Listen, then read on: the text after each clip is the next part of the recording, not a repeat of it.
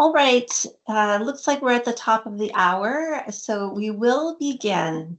I want to welcome everyone to our webinar today, where we're going to continue to explore the wider digital ecosystem and the integration of geospatial information within it.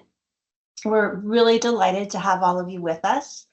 I see from the poll, we have people responding there on their location around the world. We've got someone in the chat too wishing us a good morning from South Africa. Good morning to you. It is actually 8 o'clock in the evening where I am, and I hope everyone's either had or is having a very good day. Hello from Ecuador, wonderful. Great to see people joining the meeting. Just to advise everyone that we will continue to use the polling function, and you can see the polls and their results if you open the chat box in your Teams meeting, and we'll be recording the webinar. Okay, let's get started. Guillaume, if you wouldn't mind advancing our slide to number 3. So I'll start with a few introductions. First with the organizers of this webinar series, and I'll start with myself. My name is Cindy Mitchell. I'm a policy advisor here at the Canada Centre for Mapping and Earth Observation at Natural Resources Canada. I'm really proud to join today's webinar from my location in southwestern Ontario, Canada. And the land that I live on here and that I work on here is the traditional territory of the Indigenous Haudenosaunee, the Anishinaabe, and the Neutral peoples. And I acknowledge with respect and gratitude that they are the stewards of this beautiful land, have been since time immemorial. Along with myself, the two other co-organizers of this series are Clinton Hyman and Mohammed Almabrook. The three of us together are co-conveners of the writing team for the Future Geospatial Information Ecosystem team under the UN Global Geographic Information Management group, UNGGIM. And we're working on we're working on scoping and defining the Future Geospatial Information Ecosystem on behalf of the UNGGIM's Committee of Experts. So we're tasked by that Committee of Experts to explore this topic and to report back. We're doing that to advance the Future Geospatial Information Ecosystem to deliver on shared global initiatives like the UN's Sustainable Development Goals and things like common challenges like climate action. Objectives for this session, we've designed these webinars to specifically reach out to those active in the wider digital ecosystem with these 3 key objectives. First, to define the scope of the geospatial ecosystem, we need to foster that dialogue with the wider digital community. Today, to engage directly with you, we're going to use that Teams chat to launch those polls throughout the session. Your ideas and your feedback are incredibly important to our process, and we look forward to hearing from you through that channel. Second, we want to explore how the wider digital ecosystem is affecting social, economic, and environmental transformation, and understand how new technologies are advancing shared global challenges. To this end, we're honored and we're delighted to welcome among us today a number of distinguished thought leaders from across the digital ecosystem, and who will bring their unique perspectives today to the session. And thirdly, our writing team is going to use what we hear during today's webinar to help advance our task to inform recommendations and strategies to drive beneficial change for a more equitable and integrated digital ecosystem, where location and geographic data form a strong part of purpose-driven, evidence-informed outcomes, ultimately bringing these recommendations to the UNGGIM member states and the Committee of Experts for their action. Next slide, Guillaume, if you please. We'll take a quick look at the agenda for the next couple of hours. We'll start with some words of welcome from UNGGIM co-chair Ingrid Vandenberg, And then following Ingrid, we'll hear from Dr. Leslie Arnold of Geospatial Frameworks in Australia. She's a valued member of our UN writing team here, and she'll take a few moments to explain the thinking and the work the team has delivered thus far in pursuit of the Future Geospatial Information Ecosystem. Then we'll move on to the main portion of today's agenda, which is reviewing the fundamental elements that our writing team has suggested underpin the Future Geospatial Information Ecosystem. And we'll hear from each of our distinguished guest speakers as we unpack all those elements in their turn. So let's get started. First off, to kick things off, we have what is actually a pre-recorded message from Ms. Ingrid Vandenberg. Ingrid is, like I mentioned, a UNGGM co-chair, and she's also the Administrator General of the National Geographic Institute of Belgium. So let's have a listen. Dear colleagues, friends, and citizens of the digital world, welcome to the global online seminar on exploring the wider digital ecosystem. As expressed in the title of our event, this mini-series seminar is designed as an exploration of the wider digital ecosystem to improve our collective understanding of current digital technologies, data flows, trends, creativity, innovation, and far-reaching development that drive change and progress. In our increasingly interconnected world, the digital ecosystem has become the backbone of our societies, economies, and governance. From artificial intelligence, emerging technologies, big data, geospatial innovation, cloud computing, UAVs, or mobile connectivity, this digital ecosystem is shaping how we learn, communicate, understand, trade, and respond to global challenges. Collectively, we are contributing to this digital ecosystem. Many of our children are born in it, and we owe it to them to work together to create a world that is safe, inclusive, sustainable, and accountable. We must also ensure the digital ecosystem benefits to everyone, as guided by the motto, leaving no one behind. The 2030 Agenda for Sustainable Development is our blueprint to consider holistically how we need to protect our environment and slow climate change, from forests to oceans to everywhere in between, address societal inequalities and gender balance, from developing countries to girls to everyone. The digital domain should not overtake our reality, but indeed help us improving the real world, the quality of life for our societies, the territories and ecosystems that we enjoy and wish to protect, and the needed careful balance between the economic growth and its impact on nature. We want a digital ecosystem that cares for progress for people, places, and planet. Geospatial information is key in building public digital infrastructure called for by member states in the Global Digital Compact, as it was adopted by the General Assembly last September. Looking into the future, we must harness the full potential of the digital ecosystem and our collective endeavors to drive for a better future, where data is a force for the public good. This digital ecosystem is comprised of many actors: governments, businesses, academia, civil society, and individuals.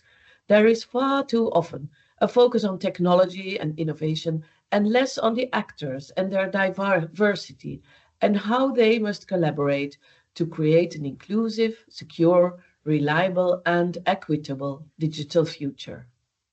People are essential, and today we have with us many of these actors that in their own sphere influence are at the forefront of the digital change. We want to learn from each other to understand how our digital spheres connect, intersect, and interact to drive positive change.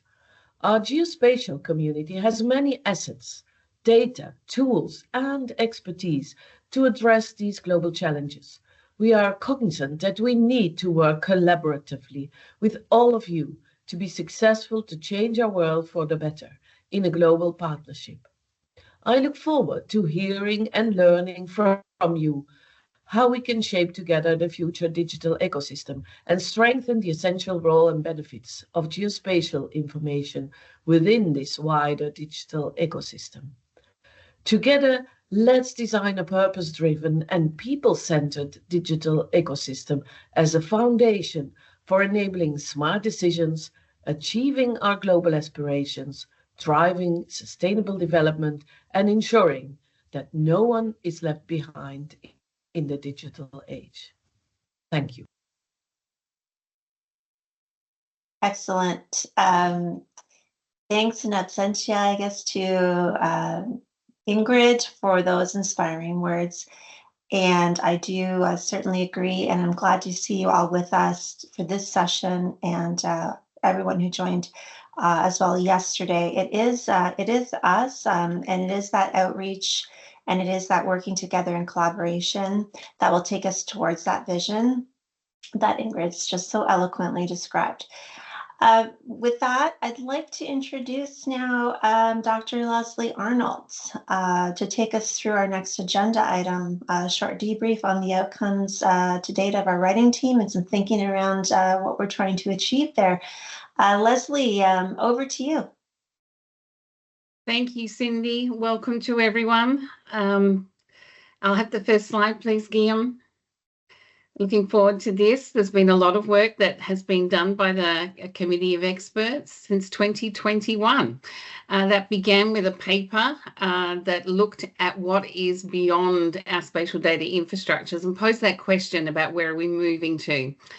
That was followed up by a number of reports across 2022 and 2023, where we started to see that we had 3 areas that we were innovating in, our spatial data infrastructures, which we are focused on developing authoritative data, improving the quality of data, and that's our spatial data infrastructures, making it accessible to people. And things like machine learning to collect data very quickly is one of the examples of innovation in that area. And then, of course, we move to system of systems. So this is the smart cities, the intelligent transport systems.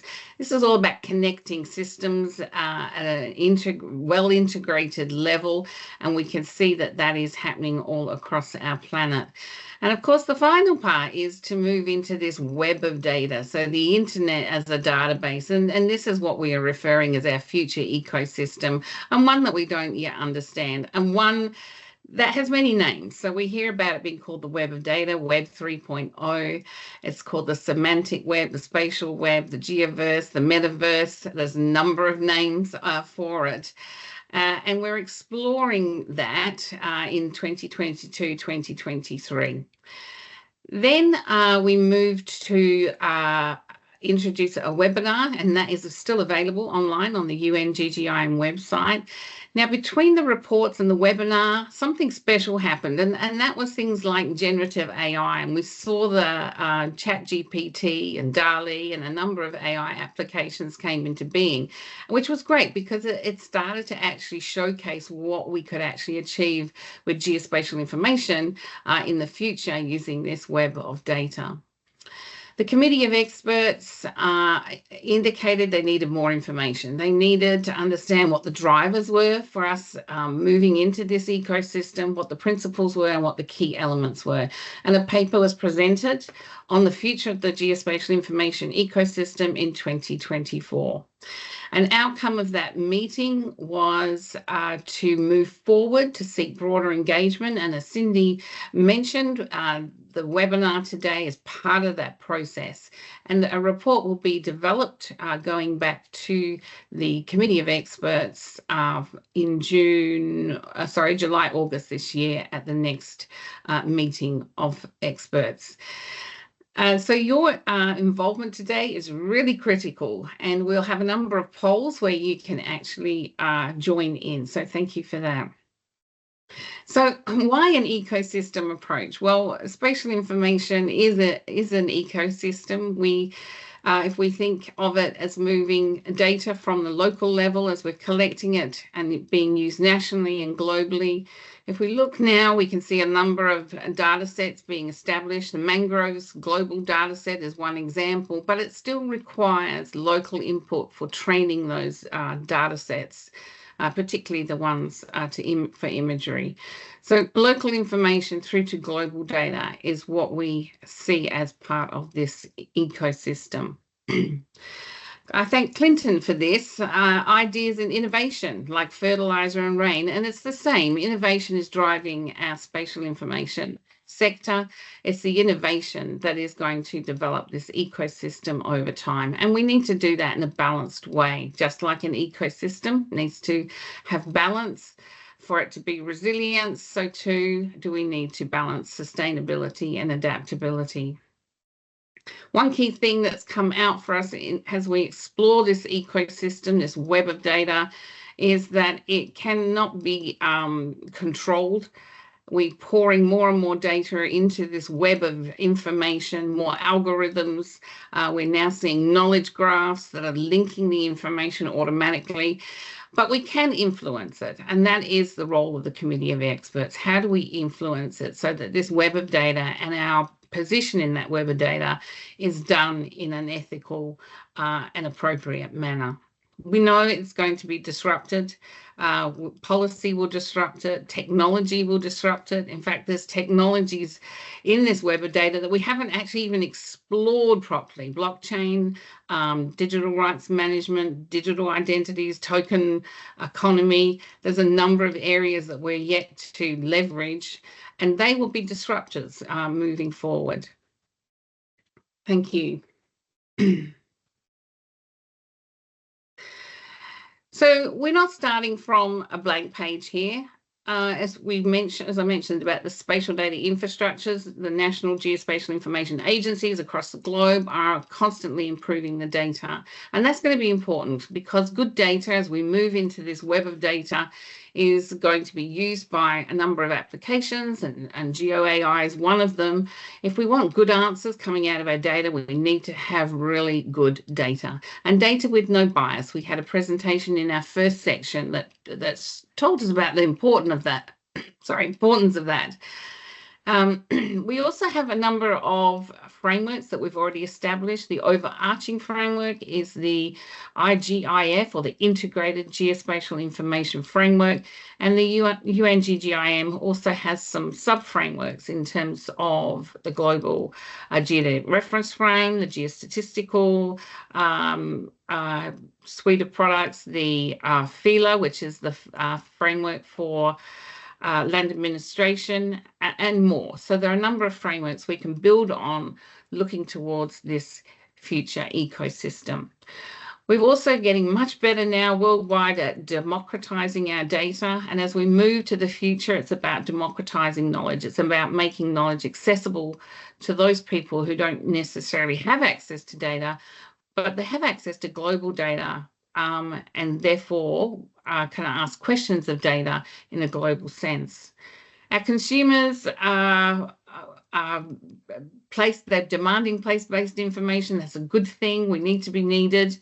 But now, of course, they're moving into this area where they're wanting information on real-time information. So we're building on the need for that information, but focusing more on real-time data. So we're going to move into our first poll, and I will just go. So I want to think about what the role of your role in the future geospatial information system will be. And I'll just introduce some thinking. So have a think, and then Guillaume will put the poll into action. So in this ecosystem, there is a number of different actors all working together. We see that already in our web of data. To be more focused as we move in and embrace this web of information, we do need to have a central purpose. We've identified that. The purpose could be around priorities such as climate change. And we're seeing a number of things where globally we have questions. So again, this input of local knowledge into this broader ecosystem so that we can answer questions that are things like around the pandemics, it's around geoclimate engineering, migrations of populations. We need to understand those, and to do that, we need to think in terms of our purpose and how we will leverage that ecosystem.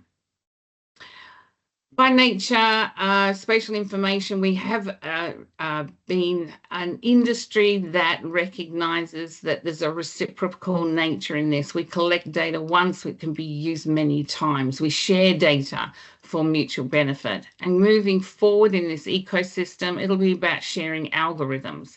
I think the open source community will really come to the fore in this new ecosystem environment. And at the same time, we need to understand that we need to make sure how we direct this ecosystem, how it's designed, needs to be fair. That is, data needs to be available, but in machine readable form. We need to consider the care principles and how we manage Indigenous data, such as imagery around sacred sites. We know that we have to realise that they're sensitive, so there's sensitive information out there. And of course, everything we do, we need to think about diversity, equity, and inclusion from our workforce to our users. And again, making sure that when we collect data, that we consider whether there are biases in that data. We all have different starting points. So some countries are far more forward in their digital journey, and we don't want to leave people behind. It's constantly evolving, this ecosystem. It's something that, while we can't necessarily direct it, we can't necessarily control it, we can direct it. So let's move now to the poll. It's up on your screen. So what is it that you think that your role is in the future digital ecosystem? And your responses will help us to develop this report that will go to the committee of experts at their next meeting. I'll just pause.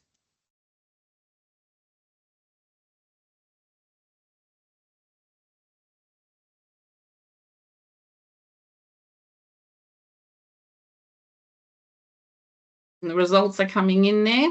So we've got a number of people choosing decision makers, which is great. We need to have leaders to shape this future ecosystem and make sure that it is used properly.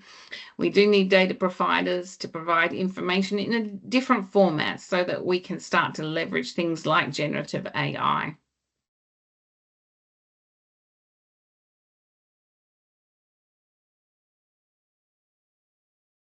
I'll give you couple more minutes. Thank you very much.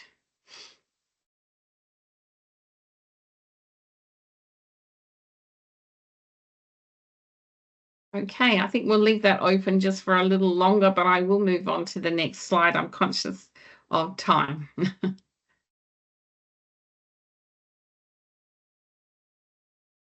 So the committee of experts have been meeting. There's been several workshops already throughout since 2021.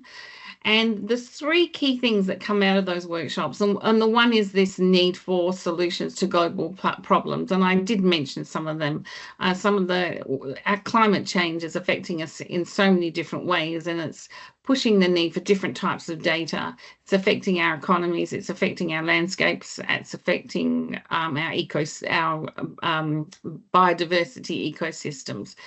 So the need for solutions at a global level is critical, and that's something that's come out of those workshops. The web itself is a global database, and so it actually enables us to have a platform and a public infrastructure, for that matter, that we can actually start to integrate data at a different level. The second one is that society is wanting information quickly. They want it at their fingertips, or they want it at their voice control. So this is recognizing that we need to be able to deliver access to knowledge in a way that is accessible, it can be trusted, and it's recognizing that it's not necessarily about the professional people accessing data, downloading it, managing it. It's about just delivering answers. No different than when you ask Siri a question on your phone. How do we deliver that in an accessible, real-time way? And the key for that reason, of course, is to make sure that we bridge this digital divide and we leave no one behind. We're one planet, we're one people, and it's about working together. So delivering knowledge so that the Kenyan farmer, for example, can understand how much fertilizer to put on their land is a key question they have of data. How do we deliver it in an environment where it is cost effective and delivers good knowledge? And how do they trust that information? We've seen a lot of change, and we will see change in our sector as we move to this web of data. We've seen the music industry explode differently with the Spotify. Now you can access very cheaply music on your phone. You have access to a whole library of data, and that's how we see the ecosystem moving forward. And now we'll move to our next poll. Thanks, Guillaume. So I've mentioned about having a purpose. So for this poll, we're actually looking at what is the most pressing threat in this wider digital ecosystem. So we have this purpose, we're moving forward, but as I mentioned, climate change has an impact. We are seeing peace in our world politics. There's upheaval there. The digital divide, how will we make sure we bring all countries along on this journey? It's not about one country, it's not about individual countries, it's about working together. And if one population, one region fails, we all fail. We're also faced with disinformation. How are we going to deal with that? And how do we protect our data? How do we make sure our data is trustworthy moving towards the future? And of course, we've got these nefarious digital actors. We know scammers who are in this web of data environment. And how do we manage that? We've also got this complexity or disruptions, I guess, if you think of CrowdStrike, how it actually meant that many people couldn't access their information. So they're the types of threats to how this ecosystem might operate. And for everything we do and how we design the ecosystem going forward as best we can is for the future generations. Do we leave them something that is well structured and organized and can deliver to their phones as they expect it these days, the knowledge they need, or are we leaving them with something that is fragmented and a vulnerable system? We do know that moving from this Web 2.0 environment into a Web 3 environment is a much safer environment. And so there are opportunities afforded if we move forward. And I think that's it for me. Let's have a look at this. So what is the most pressing threat that you can see in the wider digital ecosystem that we know of as the Web 3.0? And I think I might be privacy. I can't actually see it until I type in, sorry. There's certainly, I'm seeing, Leslie, a lot of notes here on political order, loss of trust, authoritative data mis and disinformation, digital monopolies, even things that I'm seeing something, wildlife poachers. So this is why it's so interesting and important to get a wide range of thoughts on these. I'm seeing also peace and world. So yeah, there's a wide range of responses here. And I think the digital monopolies one is an interesting one because that's what we see. There's a lot of startups at the moment using GeoAI to create products, answering questions using maps. And yes, what will happen in the future? Will they be bought out? Is the question. So that's a very good one. Thank you. It is. Well, thank you so much for that, Leslie. You're welcome. Really thorough overview. It's amazing. Let's press on. If we advance the slide, we can take a look at the actual general principles and fundamental elements that our team had identified in our last paper and report to the 14th session of the Committee of Experts. Yesterday, we looked at the 10 principles. And today, like I mentioned, we'll run through the elements and unpack each of them. But before we go there, I wanted to just circle back to that very elemental principle, if I can say, of purpose-driven. So unequivocally, our writing team has stated that the future digital ecosystem must be purpose-driven to assure that positive social, economic, and environmental outcome. Reaching back to those motivators that are driving our work that Leslie described, this means finding solutions to global problems, assuring equitable access to knowledge, and bridging the digital divide in our global development agenda. So to help illustrate the principle of purpose-driven digital systems, we're really thrilled to have 2 speakers with us today who are going to share their own purpose-driven use cases. So first off, it does give me a great pleasure to introduce our first guest speaker, Mr. Nathan Eaton, Executive Director at NGIS Australia. Hi, Nathan. I see you there clapping up. I'm really excited to hear about your experiences in the development of a purpose-driven application using the wider digital ecosystem. So please, I'll just turn the floor right over to you. Brilliant. Thanks, Cindy. And hello to all of the wonderful people joining the webinar today. So my name is Nathan. I'm joining from the west coast of Australia, where I would like to pay respects to the traditional custodians, the Whadjuk people of the Noongar Nation. Today, I'll be focusing on our work around delivering impact, particularly with sustainable development goals, focused on using geospatial data and capability. And the particular use case I really wanted to dive into here is around the new disclosure regulations that are coming through globally, which are really transforming the way that raw materials are sourced and used, and how geospatial is absolutely pivotal and front and square to how these regulations are being implemented. So what we're very much seeing right now is we are at the beginning of the disclosure regulation curve, where we're moving from previously corporate commitments to sustainability, whether it be deforestation-free sourcing, to now the implementation of regulations and laws that actually require the verification that any raw materials that are sourced are free from deforestation. So this is a massively important time in the implementation of these disclosures. And one of the key regulations that's really driving this agenda globally is the European Union Deforestation Regulation. This regulation will come into effect on January 1st next year, and it basically requires that any operator looking to place their products onto the European market needs to actually verify that any of the raw materials they've used has been sourced deforestation free.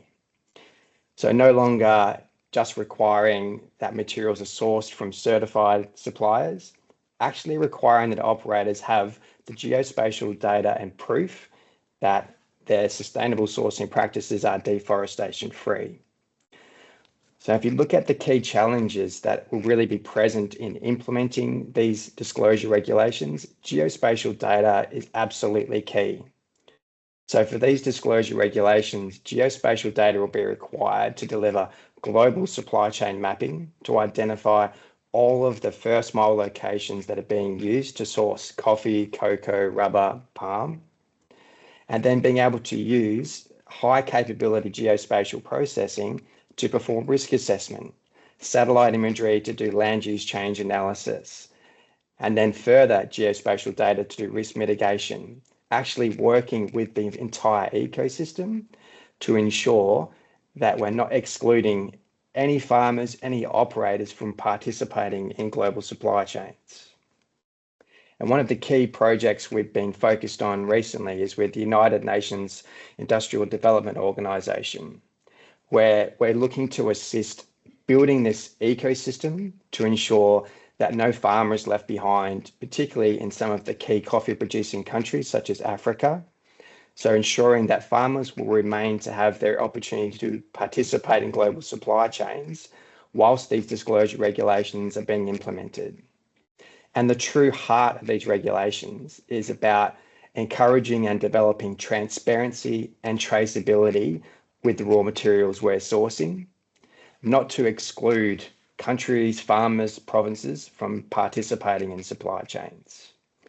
So, and very much around the theme of this webinar is really around, first of all, ensuring that we're not leaving anybody behind.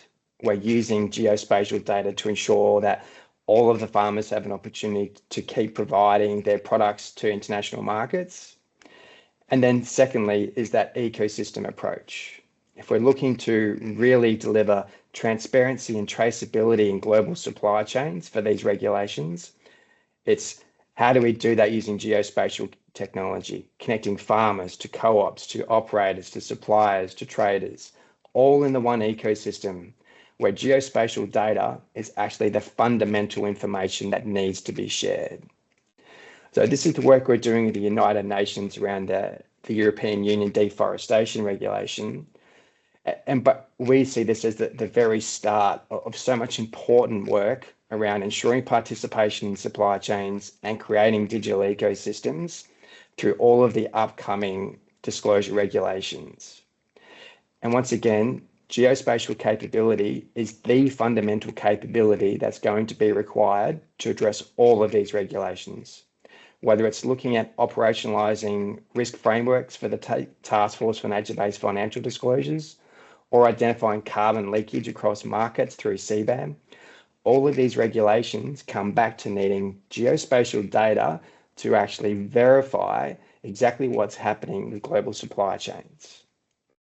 So a tremendously exciting time for geospatial capability to really be the core capability that's going to impact all of this extremely important work around implementing these regulations that will really transform the way that we operate as a global community and for global supply chains. So as you can see from the screen here, over the next 5 years in particular, there is significant advancements across all of these regulations that will be taking place, and that will continue for many years to come. So we are at the very start of this disclosure regulation curve where geospatial data is just so important. And if you look at what's driving the importance of geospatial data, it's coupled with really the opportunity that's presented around the explosion of satellite imagery that's now available. So as many of the people on the call would realize, I think around the year 2020, there was only 2,000 satellites in space.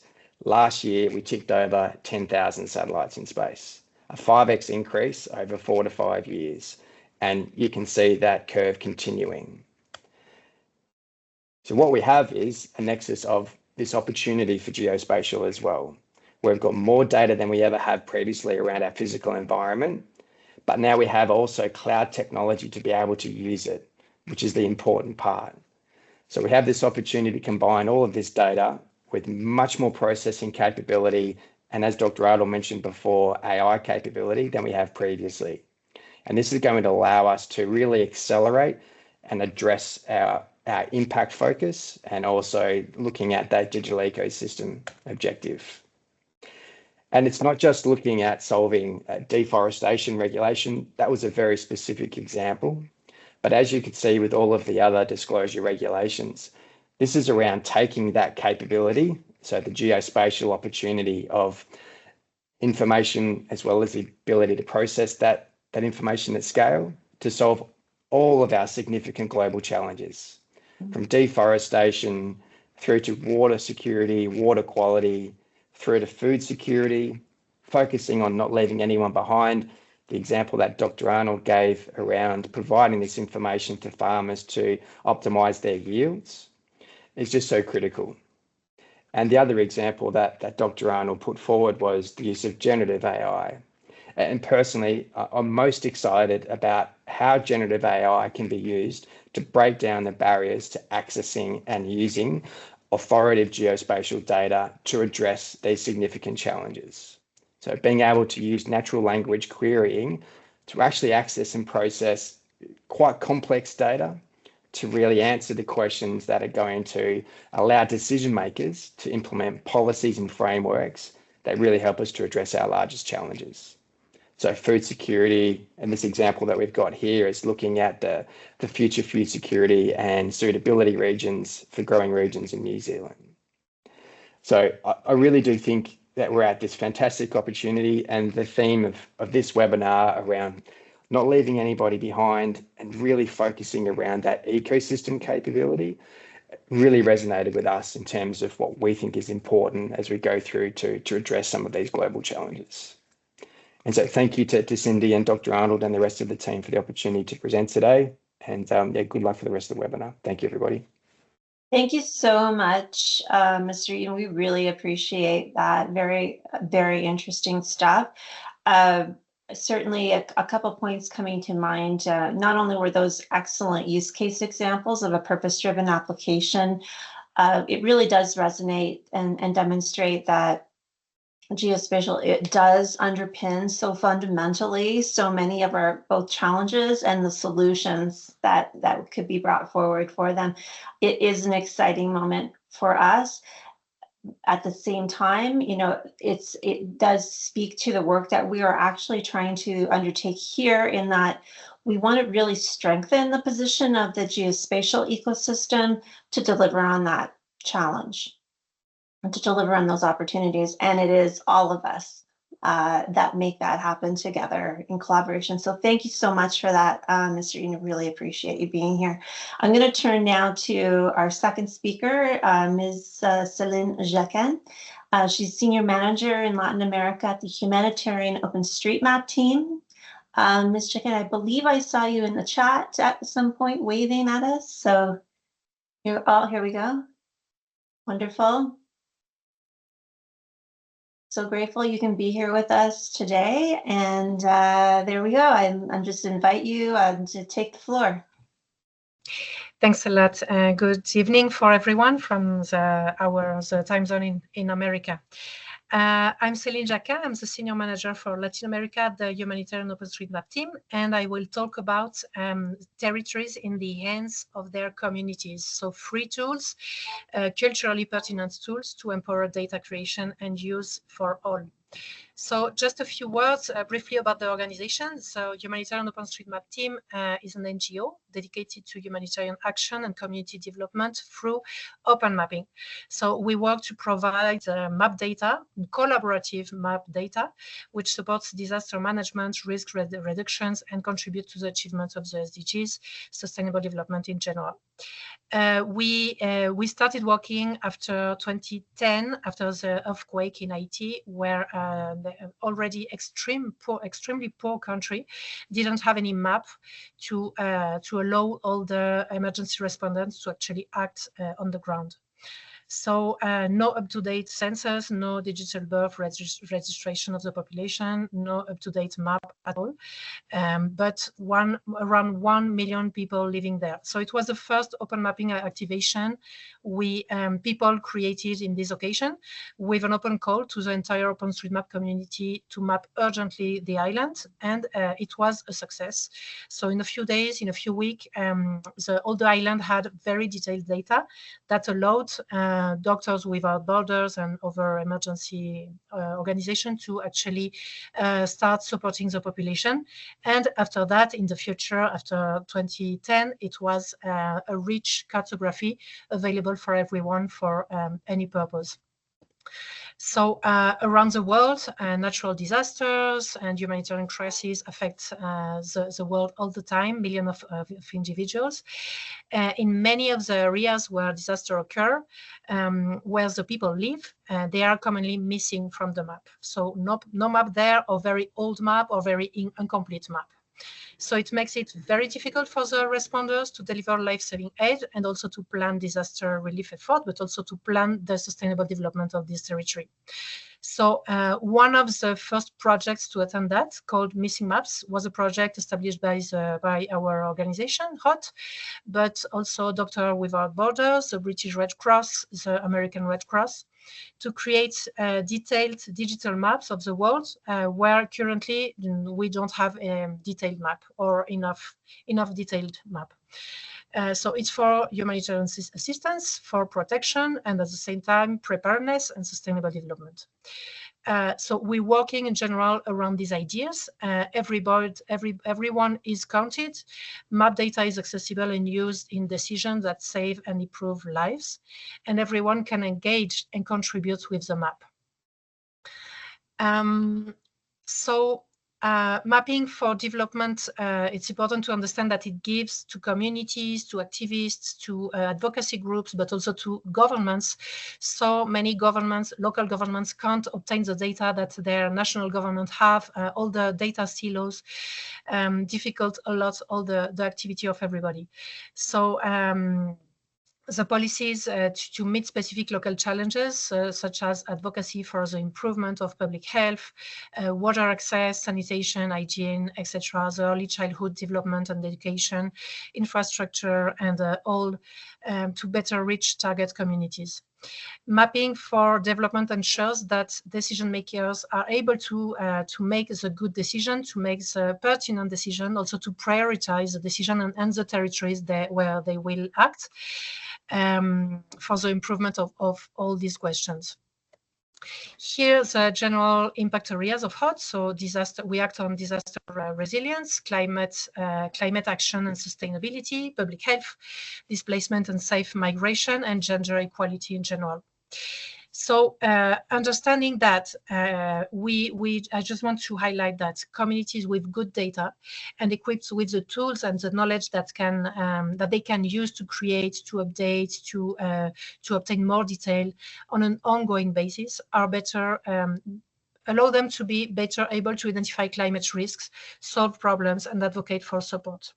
But nowadays, this kind of data still does not exist for many places in the world, or are not accessible to the people most impacted and their government. And also all the alternative forms and shapes of government, talking about communities, indigenous communities, etc. So data creation is highly related to the access of imagery. We already said that in the other chat, in the other presentations. And drones there are a good source of imagery with a massive impact for mapping in places by and for the communities. So at HOT, we aim to enable the generation of cartographic data by the people with open source tools by making these tools accessible, simple to use. Here there is this concept of culturally pertinent and easily available. So I won't explain OpenStreetMap a lot. I hope that many of you already know OpenStreetMap, but just very quickly, it's a collaborative project that has already 20 years of existence to create from the scratch a free editable map of the world. But so everything that you see, a base map, is created by the people day by day, improving more and more the detail and updating every day the territory that is being developed. But it's also, we have to understand OpenStreetMap also as an open public digital infrastructure. You don't have to have the space, the server to have your data. Your data can live in OpenStreetMap. We are talking about base map data only, right? It's still a very important resource for government. I will pass on several tools very quickly. So we can improve OpenStreetMap. We can improve the map of the territory with a better imagery. As I said, the imagery is still a very high challenge today to obtain at a high resolution and freely. So the drone imagery has a huge potential if it's democratized to produce a lot of imagery at the instant we need it, at the instant that the community needs it. With the imagery, the high resolution imagery, we can do feature extraction by mapping manually with people. A group or a community can map, a university, a group of students can map in the form of a mapathon, or we can use AI for that. And when we have this map, we can go on the ground and do field mapping to add local context to this map with data that only the resident will know. The resources, the community resources of the localities. So here you can see the name of several tools. You can have this presentation after, and with this QR you can scan and read about it. But we can use easily, without being a professional of drone, we can use drone with Drone Tasking Manager and host the imagery in the Open Aerial Map, which is a free server with free license of imagery. With that, we can use a tasking manager to distribute an area and allow a large group of people to digitize manually. We can also, with that in parallel, use an AI-assisted mapping with the platform FAIR, which is free AI for resilience. And there you are training your own model on the specific area that you need and the specific object that you need. So it means that you will do culturally pertinent AI training. You can do upon that field mapping using field mapping tasking manager. Tasking manager says that it distributes the work in a grid. So every people will take a grid, a task, and will map on the ground with this guidance. You can use chat map, which is the easiest way you can imagine to map with WhatsApp. You can download all this data freely with many tools that exist, but export tool is one of them. And you can represent all this data on UMap. UMap is a free web map where you can manage layers. So when you don't have, if you are a government, a local government, and you don't have a GIS capacity, you don't have a team, you don't have a complex computer, you don't have licenses, you can use this simplified GIS to at least show your data, and it will serve a GeoServer. So here, just to show the difference between a free accessible imagery from Bing, in that case, it will not have in many cases a resolution that we need to digitize manually. So we see the difference with the drone imagery, right? The drone imagery also allows 3D models and digital elevation, where we will be able to understand visually a very complex area as informal settlements where buildings are one upon the other. And it's extremely difficult to see that with a simple imagery, and AI are not able today to understand this kind of urbanization. So the drone will help us to understand that and to digitize. Once it's digitized with the help of people, we can add doing field mapping all the resources of this community that only the community knows, and because it's also updated to the exact day. And yeah. And this is so just to synthesize again all the panorama of tools. We have here the simplest tool ever to map, which is ChatMap. ChatMap is indeed a simple coding that allows you to export a chat from WhatsApp in 3 clicks to a GitHub page, and it will produce instantaneously a map that you can do in your own cell phone. If you are on the ground talking in a meeting with a local government, you can do your map in 5 seconds, or in your computer, you can export a chat in a structured layer, a GeoJSON, that you can use also in a more professional way in a GIS. And this is the less simple tool, but also designed to be easy to use for non-professional people. It's a free AI for resilience, where you will create your own model on an area in your own region with the specific features that exist only in your region. So something created globally won't be very useful for you. You need to train something with your imagery in your specific region. And you can do community activity to validate the prediction, to say if it worked, if it didn't work, and you can improve the features, the digitation. It will teach to the machine learning model, and you will improve by the time all the prediction. So it's a way to open the black box of the AI. So finishing with that, it's applicable to any kind of topic. We talked about disaster risk management, but also it's usable for catastrophe management, data, urban planning, power infrastructure, waste management, mangrove restoration, and biodiversity management. It's something that we have lately explored in Baja California Sur in Mexico. And finally, I would invite all of you to think into the digital ecosystem as something that you can open and contribute to it from everywhere and everyone. Thanks a lot. Thank you. Merci bien, Céline. We all really appreciate that. Really interesting and incredibly worthy purpose-driven use case for disaster response, and really interesting information too on the tools that are available to us. I think OpenStreetMap itself is a purpose-driven use case and a huge success story in the geospatial ecosystem already. So we really appreciate your notes on that. Thank you. I think now we will move to the first discussion of our first fundamental element, which is policy and legal. Defined by our writing team, this element touches two key topics: ethical use of data and technologies, including AI, and data governance, consisting of comprehensive frameworks and defined rules for management, use, and sharing geospatial data. So here we're going to open another poll. What is required to ensure the digital ecosystem can swiftly and ably respond to evolving needs in novel situations? Can we consider that with the lens of policy and legal?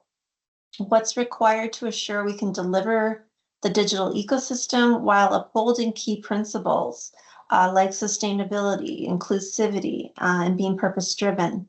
What do we need to act on now to allow our ecosystem to be responsive to those changing parameters or disruptors from that policy and legal perspective? While we're reflecting on this and adding our thoughts to the poll, I would like to welcome our next speaker, Mr. Kevin Pomfret. Mr. Pomfret is the Executive Director, among other roles, at the Center for Spatial Law and Policy, and certainly he's involved in many other areas as well. He's a noted legal expert and counsel in the geospatial community, and very active in UNGGIM's work on the Integrated Geospatial Information Framework, particularly in relation to the pathway for policy and legal. Mr. Pomfret, welcome. Wonderful to see you. And I will turn it over to you. Well, Cindy, thank you, and thank everyone for letting me participate in this important discussion. I am going to, Guillaume, just to give you a heads up, based on the conversation, I think I'm going to go a little bit different than my slides. I'm probably not going to get through all of them because I do think there are some things that I want to raise and discuss based on some of the conversations we've had, and to give my perspective. You can go to the next slide, please. So first of all, I feel like I should apologize. And I do this a lot. I'm just turning on my timer, excuse me for a second. But I feel like I need to apologize. And the reason is we hear all these great talks about the things that geospatial technology can do, and all the wonderful ways it is going to be used and how it can improve our future and all these things. And I'm a big believer in that, right? I started out as a satellite imagery analyst in 1985. For the U.S. government, and I've been involved in the geospatial community for, since that time in a lot of different ways. Some actively working with geospatial organizations, others just contributing in different ways. So I'm a big believer in the technology. I'm a big believer in what it can do, and believe it's critical to addressing a number of the transnational issues that we've already heard about today. I'm also a big believer in technology in general, and I follow it pretty closely outside of the geospatial sector. In addition to working at the center, I also am in private practice, and I work with a lot of companies, and I see what it can do. So I apologize because when I give my talks from a legal standpoint, I know it often comes across as being negative or restrictive, or somehow suggesting that there are all these reasons why you shouldn't do it or you won't be able to do it. That's not my intent, to leave that as a final impression. My intent is to say, I have been practicing law for upwards of 30 years now. I see how laws and policies and regulations impact this, communities, technologies, sectors, industry, however you want to describe it, have for years. Some countries more than others, and it's always different in every country because everyone has a different legal policy framework, but it does have an impact. And I don't think this community, despite the work that I've tried to do, and I've often tell people I feel like a failure, I don't think that people in this community think about legal and policy the way that other communities do. The example I give, I'm kidding you not, there are more lawyers and academics looking at the legal issues around mining asteroids than there are looking at the legal issues around geospatial information.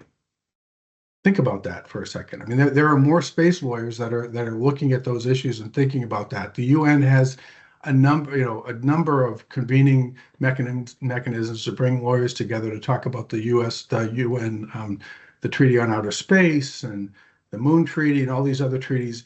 It's really hard to get more than 2 or 3 lawyers to come to a geospatial meeting. People talk about it, they pay, but no one comes and participates, and yet the reason I participate in these discussions is all these new technologies that we're talking about, the digital economy, all these things that we're talking about, the Web 3.0, all the data that's going to be collected, the multiverse, they all involve data. Geospatial community has been big data before data was cool, but the same issues keep on coming up in terms of how impacting from a legal standpoint the collection, use, sharing, analysis, and distribution of data and geospatial information. That's my perspective. And I see it every day in the work that I do. I see lawyers that don't understand geospatial. I see businesses and government agencies who want to downplay the importance of the legal and policy. Even in the conversations today, we talked about, frankly, ethical issues. Ethics are different than law. They're very different than law. I'm not suggesting that people shouldn't be ethical, but this community focuses more on ethics than on the legal issues. They talk about privacy as an ethical issue. Privacy isn't an ethical issue anymore. It's a legal issue. In fact, the United States is one of the few major countries in the world that don't have a federal data protection or privacy law. We have a number of state laws, but we still don't have it. Most other countries in the world have that, and almost all of them include location information in some way, shape, or form. So understanding that is not an ethical issue, it's a legal issue. And so when we talk about these things, I just think it's really important to realize that using, sharing, collecting data for all the things that we're talking about here is really difficult. And we keep on building new systems, we keep on building new platforms and technologies and ways that we're going to share data in the future. And this is going to be the time that the geospatial community is finally going to be able to use things the way they want. And yet it's always something that's going to happen in the future. And I don't think that people often will roll up their sleeves and deal with the legal issues that are going to make this really important. So I as I said, I was going to talk today about Strategic Pathway 2 and the ways that you can look at developing these new technologies and use Strategic Pathway 2 that provides a framework to how to integrate this. But I think at a very basic level, we need to start thinking about, okay, what laws and policies are impacting the work that we're doing? And in my experience, often people think that these are important, but they don't think it applies to them, yet they have a difficult time getting data from other people to do the work that they do. They have a different time collecting the data that they need because they need to go through various issues.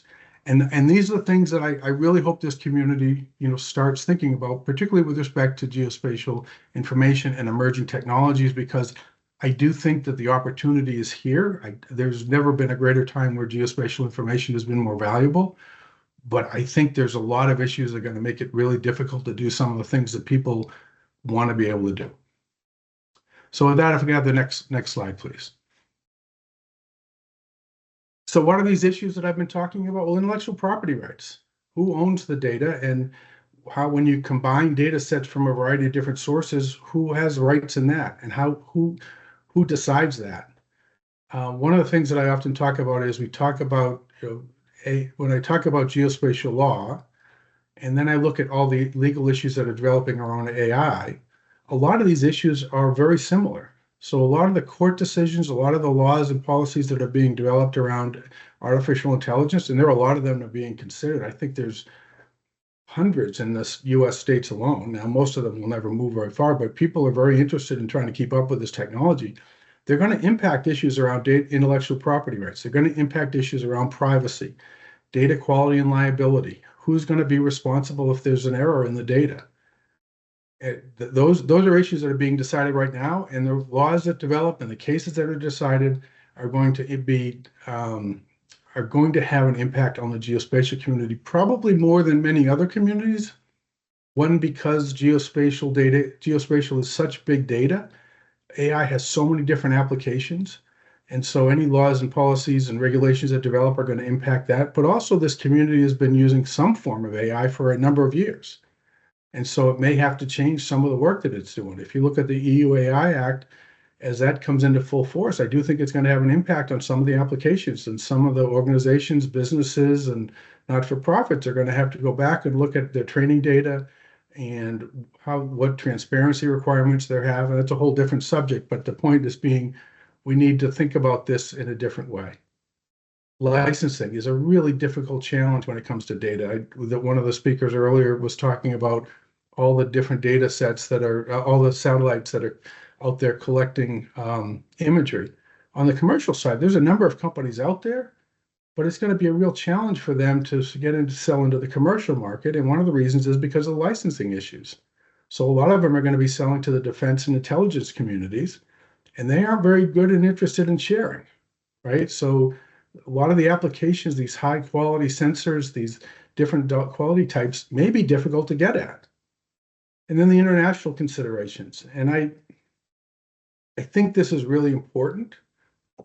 I am seeing more and more countries who are looking at data sovereignty, who are looking at roadblocks in terms of sharing data outside their borders, whether that be storage, whether that being allowing other companies or other organizations from other countries to collect that data, or to allow that data, particularly around personal information or critical infrastructure, to be shared with other countries, because they're concerned about the national security implications, they're concerned about the privacy implications, and because they're concerned about AI, they don't want their data to be used for AI training. So when we think about some of these things that we're developing, or we're thinking about developing, I think we need to realize that some of the changes that are taking place at the global level about sharing data and the importance of sharing data are going to make some of that difficult.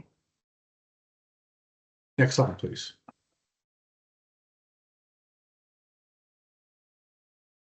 The other thing I think people need to consider is the geospatial community isn't going to be driving these legal and regulatory changes. It's going to be others that are going to be doing it. The geospatial community is an important element, but because it's often not participating in the discussions, it doesn't have a seat at the table around many of these technology, or many of these discussions are taking place. The people who are deciding where the law and the regulatory changes are going to happen are not going to be geospatial professionals. They're not going to understand how it works. They're not going to understand the value as compared to the risk associated without being able to the benefits. And so the laws and policies that are likely to develop are going to make it even more difficult, I'm concerned, to be able to do some of the things that this community does or is capable of doing. Next slide, please. So just the point, I'm gonna just make just two more points because I know I'm running up on time. But I talked again about these emerging technologies.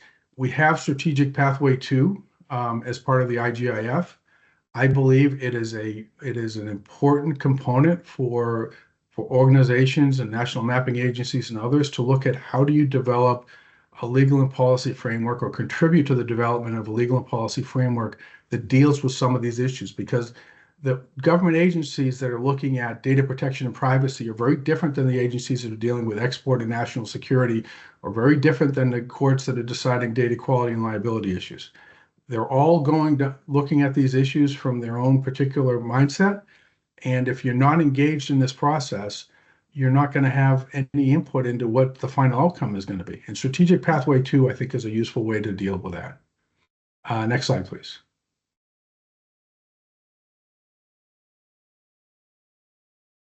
And this is just a final point. It's Strategic Pathway 2 supports governance, innovation, data management, and standards, all the other elements of the IGIF. It enables cross-sector collaboration and trust. It brings people together. It provides tools to think through how do you understand where the gaps are in your laws and policies, who do you need to engage with, ways to bring things together. And as I said here, it's a foundation for many of the other strategic pathways. So I guess my takeaway from here is, if you believe with what I'm saying, if you think that the laws and policies are impacting the work that you're doing, or are likely to impact the work that you're doing, I would suggest you and your organizations take a look at Strategic Pathway 2 and figure out how you can identify what those issues are and how are ways that you can mitigate those, so you can do some of the great work that you're capable of doing, and and everyone here is supportive of doing. Cindy, that's it. Thank you. Fantastic, Kevin. Thank you so much for that, what was that, very honest take on the situation here. Certainly I've seen too, I think we all have, how legal considerations and legal realities can really sometimes restrict the progress of what we're trying to do in that geospatial ecosystem. And I tend to agree with you in that we don't have enough focus or influence at this time. And how do we maybe dig in and push forward on that work? Looking at Strategic Pathway 2, yes, great first step. And I think it's a job for all of us as we try to develop further the ecosystem, the wider digital ecosystem and the geospatial role within it, that we continue to press on those issues that you've mentioned. Let's take a quick look at the poll results on that. So certainly, thank you so much for everyone's contributions here.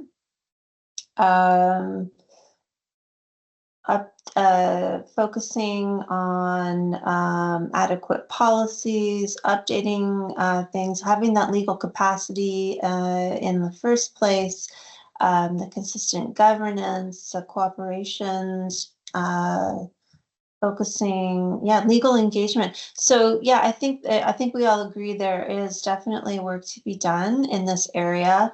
And at the end of the day, it is a very essential component to allow for the freedom of movement, development, and growth in the ecosystem, to have a firm foundation in policy and in law. So we continue. Thank you again, Kevin, for that. Really appreciate your time.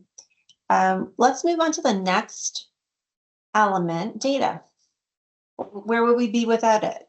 So Kevin just actually mentioned, and certainly some of the projects we've seen earlier, especially Selen's intervention, focusing on open data. So making that geospatial data widely and freely available and accessible to all users, a core element. And the second portion of that speaks to data integration and management. So supporting the integration of data from various sources and managing it effectively to provide value-added, comprehensive, and valuable information at the end. To unpack the element of data a little further, we have a pre-recorded presentation to share from Alexander Kotsev. Mr. Kotsev is team lead at the European Commission Joint Research Center, and he has provided his thoughts on the forward evolution of the European Union's geospatial ecosystem, with the focus on how data is leveraged, governed, and integrated in the EU context, and how the envelope may be pushed forward for digital data ecosystems. So let's take a listen to what Mr. Kotsev has to say.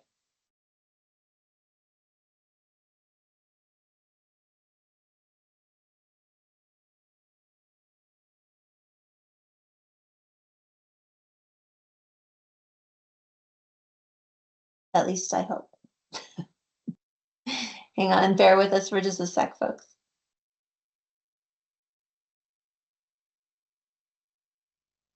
Dear colleagues, it's an absolute pleasure to be able to present to you in this workshop. Oh, that sounds quite low. Seeing how geospatial fits within the broader digital ecosystem. My name is Alexander Kotzev.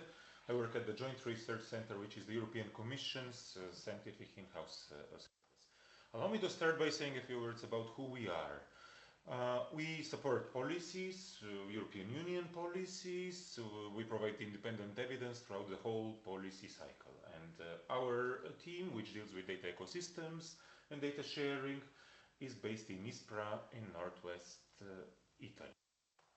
What we do, we've been engaged with data sharing for many years. We've been dealing with investigation of technological enablers, data governance approaches, interoperability. Probably a lot of you that are engaged with UNGGIM know us in our role as technical coordinator of the European Union's Inspire directive. In that role, we are part of a broad community of data providers, users and early adopters of geospatial technology.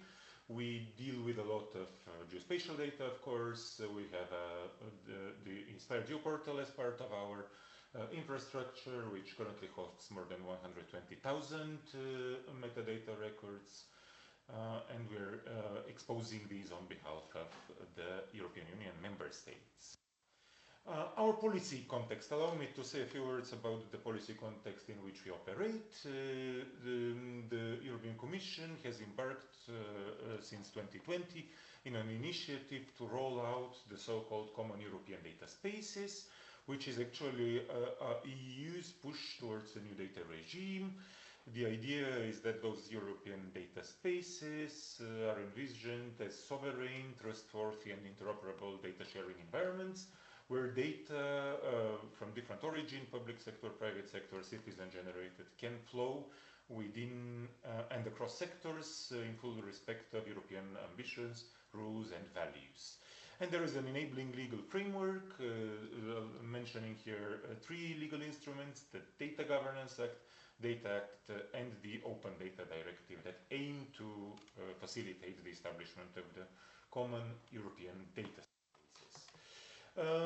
Looking at the geospatial, one of the topics of the workshop is integration. So we see this enabling legal framework and this prominent policy initiative as an opportunity for SDIs and Inspire in particular, through simplification, through broadening the scope of actors and communities, through widening the range of applications and use cases, and by factoring in a way all the lessons learned from more than 15 years of implementation into these broader data spaces that are not explicitly geospatial. So there, the geospatial, the location information can blend within this broader digital ecosystem. Moving on a little bit, let me elaborate on the lessons learned.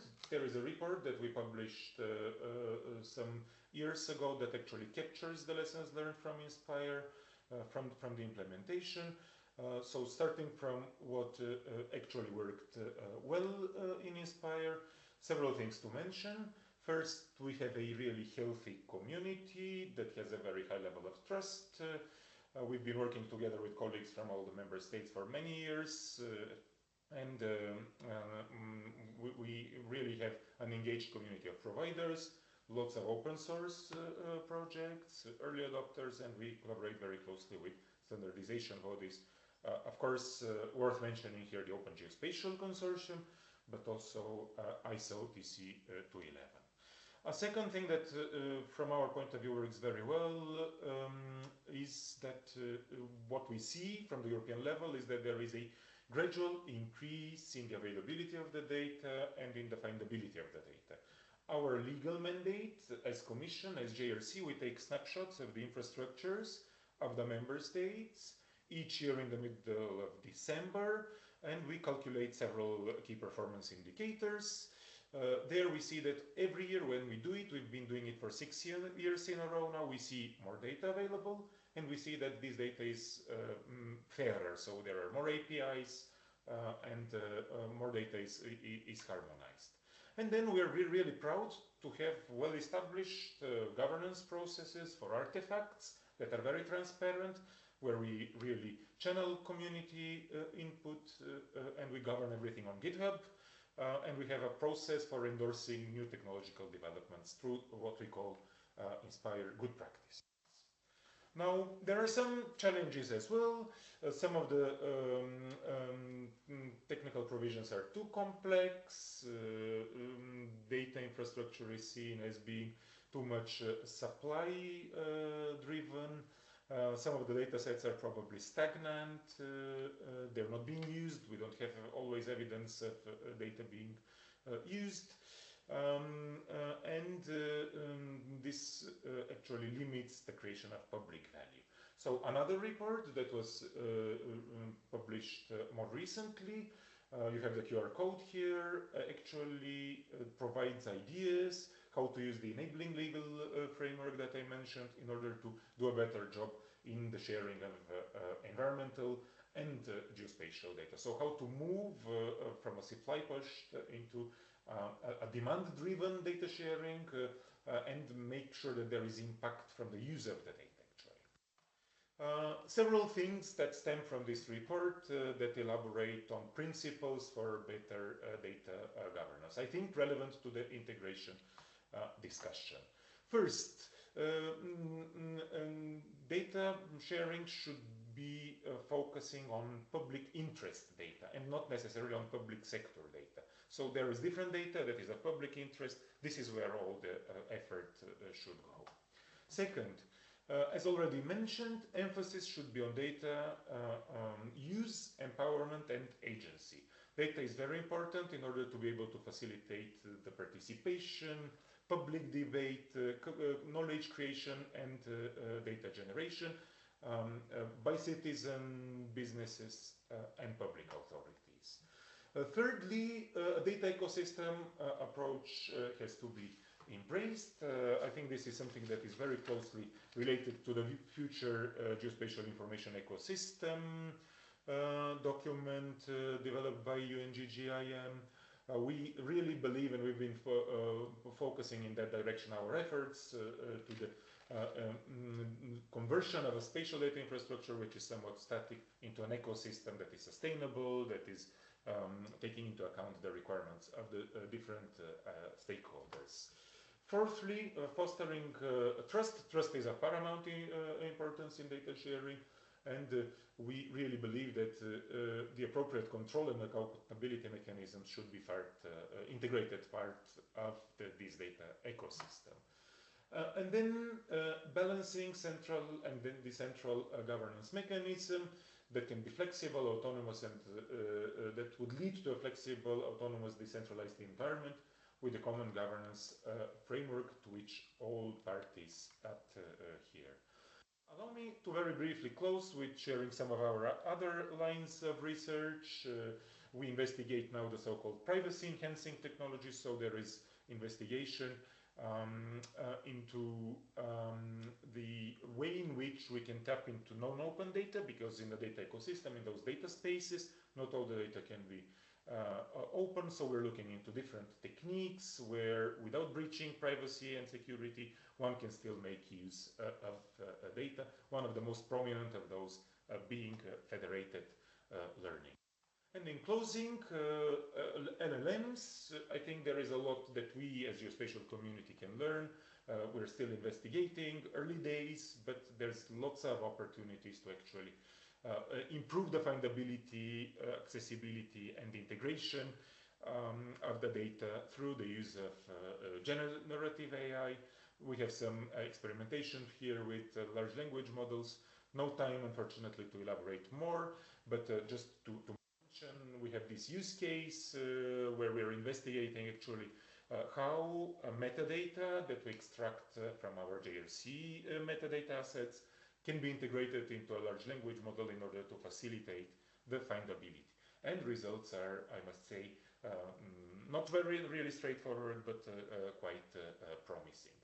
I think happy to elaborate if somebody would be interested to to provide additional details. We as a Commission, as Joint Research Center, and our team in particular, are really happy to collaborate on topics that have to do with the evolution of geospatial within this broader ecosystem. So please do stay in touch, and looking forward to speaking to you on when the occasion arises. Many thanks for your attention. I stop here. And there we have it. In his absence, I will say thank you to Mr. Kotsev on behalf of us all. Very interesting. Certainly follow up with Alexandra if you have further questions. We'll move on to our discussion on partnerships at this point. I don't see the slides on screen, but we'll continue on anyways. I have a few words on the partnerships element itself. At our session yesterday, when we went through the general principles, we did get and throughout the discussion, in fact, we did have a lot of talk on the principle of collaboration, which is really tightly tied to the element of partnership. Obviously, we heard yesterday how collaborations that encompass a broad swath of actors are really essential to the health of the ecosystem, important for its sustainability, and how growing deeper collaboration between all actors, governments, academia, private industry, civil society, will be the key to longer-term success of our digital ecosystem. If we can move, I think, back one slide, Guillaume, just quickly, just to note the writing team's thoughts around the concept of partnerships. We acknowledge the importance of multi-stakeholder collaboration, which was definitely echoed yesterday at our session. So engaging a diverse range of stakeholders in collaborative efforts. And from maybe more of an economic sustainability perspective too, increase mutually beneficial public-private partnerships. So forming partnerships between public institutions and private companies to drive innovation, investment, and proliferation of the benefits of the ecosystem will be key. Now we can move back to, there we go, to help illustrate and inform on that, our discussions on partnerships. We're really fortunate to have with us today Mr. AJ Lavakari. Mr. Lavakari is the Senior Advisor with the Coalition for Disaster Resilient Infrastructure, CDRI. Mr. Lavakari, hello, I see you there. Welcome to the session. Certainly, the CDRI is really a fine and living example of partnership in action in our digital ecosystem today, making a real impacts, real social, economic, and environmental gains. And we're very much looking forward to your presentation. So I'll let you, I think you're going to share your screen, and I will let you get underway. Thank you. Thank you, Cindy. Let me see. It's greetings from New Delhi, India, where it's pretty early, nice and early in the morning. My name is Ajay Lavakare, and I'm an advisor with the Coalition for Disaster Resilient Infrastructure. I'm just loading up the presentation, and let me know when you're able to see my presentation. Is it up now, Cindy? It is, for me, no, not quite yet. We're still seeing the introduction slide. Oh, I see a lot of thumbs going up.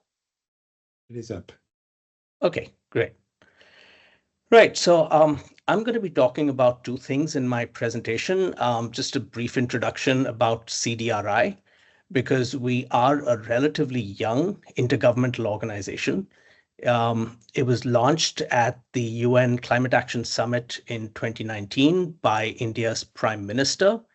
And it has a mission to support countries in upgrading their systems to improve and enhance disaster and climate resilience of their existing as well as future infrastructure. So it's a coalition of countries with a very sharp focus on disaster resilient infrastructure. It's headquartered out of India, but we have 43 member countries and 7 member organizations, including UN as well as multilateral development banks. And our focus is on highlighting the issues of disaster resilient infrastructure of the Global South, primarily. So a little bit about the governance and decision making, very similar to other intergovernmental organizations. We have two co-chairs. India does have a permanent co-chair representation, but the second co-chair is revolving every 2 years. We have an executive committee of 9 member organizations, again on a rotating basis. And then the 10th is the Director General of CDRI. So in terms of CDRI's offerings, all of these are centered around disaster resilient infrastructure, or DRI as we call it. There are 3 primary pillars of offering: advocacy, capacity building, and technical assistance. So in advocacy, we are always advancing the cause for disaster resilient infrastructure, raising awareness through knowledge exchanges, learning and collaborative platforms. So we have a platform called DRI Connect that I would encourage all of you who are interested in the topic of DRI. Sorry, I'm going to be using acronyms like CDRI and DRI, which is Disaster Resilient Infrastructure. So do look at DRI Connect. There's a lot of information. We hold webinars as part of our advocacy. And we bring up the topic of disaster resilient infrastructure in a number of intergovernmental forums, such as UNFCCC, G20 as well. Capacity building, we do a lot of training around risk assessment, geospatial, resilience. We have interactions and collaborations with universities where we fund research on disaster resilient infrastructure. We have a CDRI fellowship program. We convene communities of practice around topics related to resilience of infrastructure. And under technical assistance, we focus a lot around vulnerability and risk assessment of infrastructure, as well as finance for DRI through policy guidance and the results of these risk assessments. And we deployed our expertise to many of our member countries. In terms of sort of collaboration, we partner with multiple individuals as well as organizations around the world that represent the public sector, academia, private sector, as well as the nonprofit world. And all of these experts and partners contribute significant amount of time, as well as multidisciplinary expertise across CDRI's various offerings. So for example, we have experts who might look at the knowledge products and co-author those or co-create those with us. We have other experts who might be judging or evaluating various proposals that we fund through our program, such as the CDRI Fellowship. We have white papers that we might develop with some of the other organizations. So a variety of modes of collaborating and partnering with individuals as well as organizations across different sectors. This is just a quick snapshot of the breadth and scope of the technical assistance that CDRI provides. So we work in multiple geographies. As I said, we have a focus on the Global South. So we have, for example, a dedicated program called IRIS, which stands for the Infrastructure Resilience for Island States. And that's focused on technical assistance for SIDS, or Small Island Developing States. So we have various programs in key infrastructure sectors, and then we have targeted geographic programs such as IRIS for Small Island Developing States. A number of projects that we fund through the IRIS program are around geospatial data. So for example, one of the projects we might fund is the creation of a national geodatabase that then supports creation of infrastructure assets. Or we might have a risk and vulnerability atlas being developed that again involves the collection of a variety of geospatial data. I'm going to take an example of a case study, which is a flagship program of CDRI, and it's called the Global Infrastructure Risk Model and Resilience Index, to demonstrate some points around the theme of partnership that I'm speaking about today. So the Global Infrastructure Risk Model and Risk and Resilience Index, or GIRI, I'm going to refer to it going forward as GIRI because it's a mouthful, is really, geospatial data underpins the requirements for this model. So it is similar to a catastrophe risk model that is used in the insurance industry. The data elements required to run the model essentially are geospatial in nature. So they are a variety of hydrometeorological as well as geological hazards. And then there are the risk elements, which, as defined by the UN, fall under exposure, which in our case would be the infrastructure itself, the physical characteristics, the value of the infrastructure, the vulnerability of these, in addition, the hazard, of course. And then the fourth piece is loss and damage. So these are the elements of the risk data that go into the models or are output from these models. It's a global model. It's freely available to anyone to use on the link that I've provided. So it's open access through this online platform. The outputs that you can see for every country, you can get what's known as an average annual loss, or what sort of a annual loss can a country expect from natural disasters to their infrastructure. We also provide other economic metrics such as the probable maximum loss, as well as exceedance probability curves. In addition to the risk assessment, we also have something called the resilience index, which at a country level sort of defines the country's ability to absorb catastrophic losses, respond to them, and then also recover from them. The first version of the GIRI model was released in 2023. We have a plan to update these models every 2 years. So later this year, we will be releasing GIRI 2.0, which has more downscaled and detailed geospatial data for a few pilot countries and regions. We will be adding more hazards to it. And if anyone's interested in understanding our plans for GIRI 2.0, happy to, please reach out to me and I'd be happy to provide more information. The model itself was created through a global partnership. So we had UNDP providing us with project management in the early days of CDRI's formation, where we didn't have the capacity to necessarily coordinate and manage the sophisticated modeling work that was being done.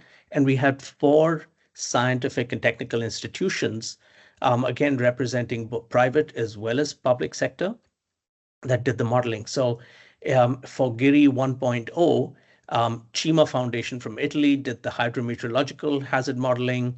Ingenia from Chile did the geohazard modeling.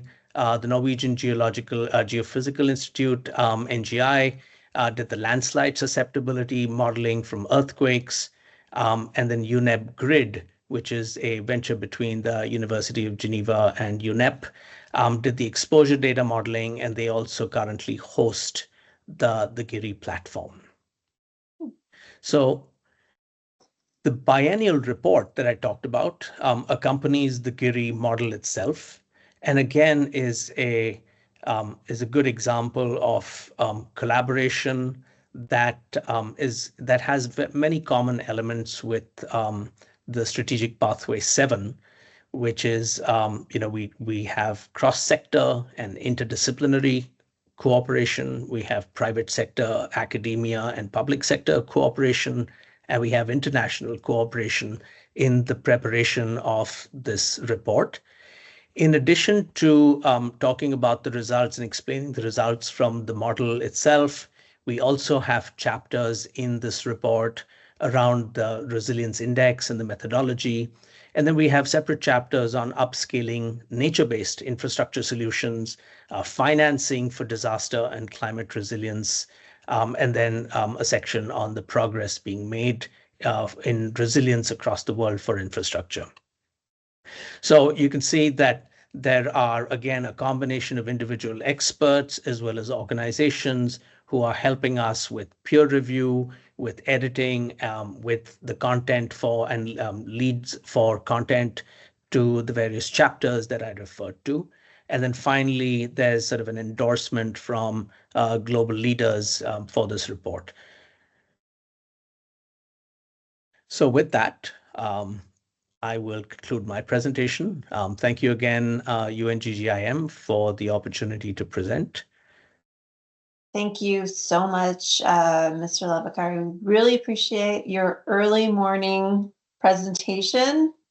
Really absolutely interesting, fascinating view on partnerships in action, and quite inspiring for us as we move forward with this work. We'll move quickly to the next topic of discussion, which are standards. On that element, certainly not a new one, to be sure, and very familiar to all of us who have worked in the geospatial sector. It is something that both the wider digital ecosystem and the geospatial have both placed a long and sustained effort on. The element, as we see it, speaks to establishing standards that ensure data can be easily shared and used across different systems and platforms, the classic interoperability, the goal of interoperability, and interoperable protocols, but equally standards must speak to inclusivity, respect for diversity, using things like the CARE principles, for instance, adopting principles that make data widely available to audiences with diverse needs and offer control to populations that have not historically always had control over their own information. So we have a poll. I want to take the lens of where we stand with our standards, our web of standards at this moment, which no doubt many of you are quite familiar with, and ask with that lens for the future geospatial information ecosystem and what we're striving towards for that, and coupled with the reality of things like artificial intelligence, generative AI, computer vision, etc. Are we adequately supported right now with our existing global standards? This is a simple yes, partially no, we're not sure type of poll. So welcoming your input. Already I can see we're landing very heavily on the partially, which certainly I feel is a very measured response here, because how would we be fully prepared for it as things change, as things are evolving and changing so rapidly. So absolutely, thank you for that. Let's now introduce our next speaker. I believe we have a pre-recorded presentation with Ariel Anthieni, who is the Chief Executive Officer at CAN Territory and IT. Mr. Anthieni heads up this private sector organization that operates in the context of our Web of Digital and Geospatial Standards, and his insights certainly very welcome in understanding how this element spurs on private sector participation and growth, and the systemic reciprocity of benefits that we want to ground the future geospatial digital ecosystem in. So let's please proceed with this presentation, this video presentation. Estimados, bienvenidos. Soy Ariel Anthieni, CEO de CAN Territory IT y Chair de UN Committee de Open Source Geospatial Foundation y Chair de GeoLibres Argentinas. Hoy les voy a estar compartiendo mi presentación de Open Source HDI Implementation, donde quería empezar un poco a contarles sobre el gran ecosistema que tiene el Open Source hoy en día y la variabilidad de opciones que permite la creación y la generación de espacios y de desarrollos, y a su vez de poder canalizar todos estos productos basados en open source, dándole a las instituciones la posibilidad de poder generar sus soluciones sin tener un límite, sin pensar hoy todo lo que es inteligencia artificial está basada en open source y realmente hoy nos está dando muy buenos resultados para poder seguir desarrollando. Pero bueno, lo que quería compartir con ustedes en términos generales y viniendo de estar hablando de estándares,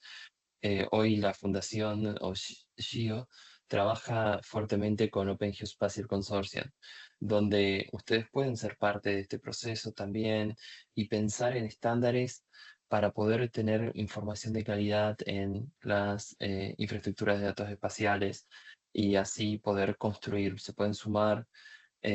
Hoy estamos apoyando fuertemente desde la Fundación el desarrollo de OGC APIs, que es todo el nuevo formato de estándares para el intercambio de información y principalmente para poder explorar y poder lograr la interoperabilidad entre los datos.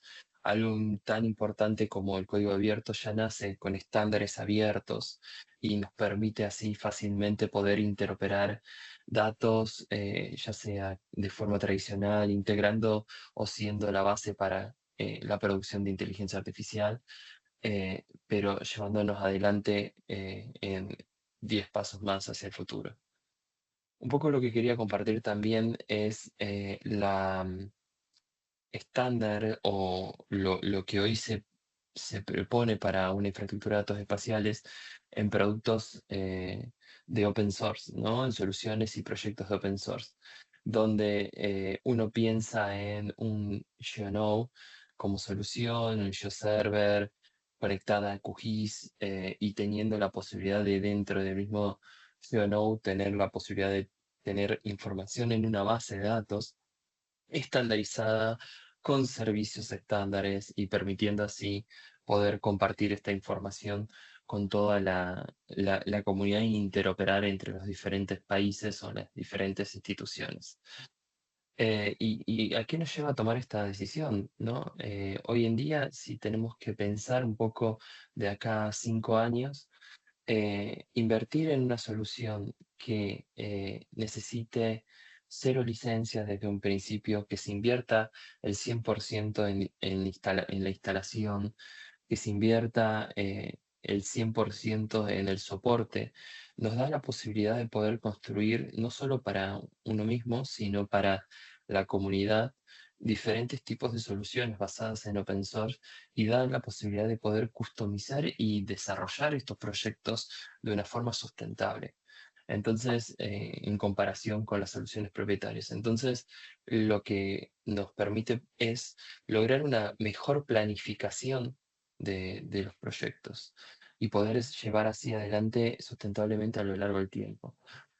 Pero también tenemos grandes desafíos y grandes oportunidades. Entre ellos son la seguridad, las estandarizaciones específicamente adaptadas a cada gobernanza que se quiera aplicar sobre la solución y generar comunidad, pero también las oportunidades es mejorar la colaboración, la adaptabilidad y escalabilidad, como veíamos hace un momento, y la accesibilidad democratizada de la información y de las herramientas. Algo que quería compartir desde OS Geo Foundation. Hoy contamos con un directorio de soluciones donde pueden acceder, buscar y descargar, usar y también apoyar, ¿no? Como una solución, como un contribuyente más dentro del desarrollo de estas soluciones. Pero también pueden encontrar algo muy importante que es las soluciones no pueden ir solas de la mano, sino apoyadas con diferentes tecnologías y diferentes empresas. Y bueno, desde OGIO tenemos la posibilidad de compartir un catálogo de proveedores donde están estos proveedores desarrollando diariamente sobre estas tecnologías. Bueno, nosotros somos uno de ellos y dando la seguridad y robustez en las implementaciones. Quería traerles un ejemplo de la IDE de las Américas que fue implementada por nosotros y que creo que es un ejemplo muy importante de lo que hoy está pasando en Latinoamérica y en América en general, donde trajo beneficios de interoperabilidad, accesibilidad, sustentabilidad y escalabilidad con las IDEs nacionales que integran este gran proyecto.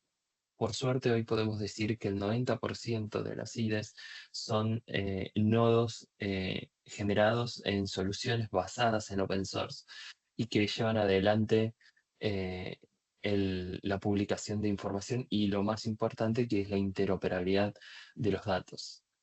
También fuimos un poco más allá para hacer lo que es la explotación de datos, ¿no? A partir de los metadatos que se generaron, porque nos interesa mucho tener una base de datos y metadatos que nos sirva para poder hacer crecer las implementaciones de inteligencia artificial y a su vez mejorar la calidad de la información que se está prestando. Entonces, a partir de esto, logramos poder colectar diferentes nodos y estos nodos poder tener información para poder compartir con las infraestructuras de datos y poder mejorar y monitorizar su comportamiento a lo largo del tiempo. Algo que quería compartir con ustedes es los próximos eventos desde Open Source Geospatial Foundation. Uno es en Europa, que es la FO4G, en Mostar, y el otro es la FO4G Internacional en Auckland. Son desde ya más que bienvenidos. Muchas gracias por el espacio y por el tiempo y por haberme escuchado. Muchas gracias. Fantastic. Thank you so much, Mr. Anthony. That was a fantastic presentation and an excellent marker for the very important role played through the open source and open standards groups, consortia, etc., who have been working diligently and collaboratively for decades to support interoperability, open standards, and so forth in the geospatial and wider community. So that's a very good marker to note that essential role in the success stories. So really does inspire us moving forward as we build out other aspects of the ecosystem to look to the example set by those organizations and try to follow through and live up to that example. I think we actually have Ariel with us online too, which is wonderful. Thank you so much for joining us. And we really thank you for that presentation. We'll move on to the topic of governance. The notion here is that governance in the digital ecosystem be equitable and balanced, where all those who are implicated in the ecosystem do have a voice. And this speaks specifically to the principle of inclusivity, ensuring that all stakeholders, regardless of their backgrounds or resources, have equal opportunities to participate in and benefit from the geospatial information ecosystem. Additionally, a governance of a shared ecosystem would ideally be guided by collaborative direction setting from those with those participatory voices, so facilitating joint decision making and consensus building among all stakeholders to guide the development and the direction of the ecosystem. Joining us today to help us on our discussion here, we are really pleased to welcome the thoughts and insights of Ms. Yumi Kazulina Nafe, who is acting head with the Tonga Ministry of Lands and Natural Resources. There we are. Good day. Ms. Nafe, welcome. It's really great to see you. And thank you for taking part in this session. Excited to learn more. And I believe you'll be sharing a story map with us or your own presentation. So I'll let you set that up and hand it over to you. There we go. You can see it. Thank you, Cindy. I'm happy to be here today. Can you let me know if you're able to see my shared screen? See a beautiful shot of a beach with palm trees. Okay, yes, that's it. Perfect. Okay, I'll just turn my... good afternoon, everyone. My name is Yumi Nafe, and I am the Senior GIS Specialist and the acting head of the GIS section here in the Ministry of Lands and Natural Resources in Tonga. I've been working in the ministry for about 7 years now in different departments, but in my current role, I've been here for about 3 years. So I've prepared a story map for today. I will share the link in the chat. just in case anyone would like to go through it, I am going to briefly talk about some of the points, but there are some descriptions that you might want to read afterwards. So just a brief background about Tonga. But for the next 10 minutes, I'll be talking about Tonga's priorities and the value of geospatial information in achieving these priorities, together with the current opportunities and the challenges that we have in place. So just a brief background about Tonga. We're a small island nation in the South Pacific Ocean. And as you can see, we are surrounded by vast amounts of water.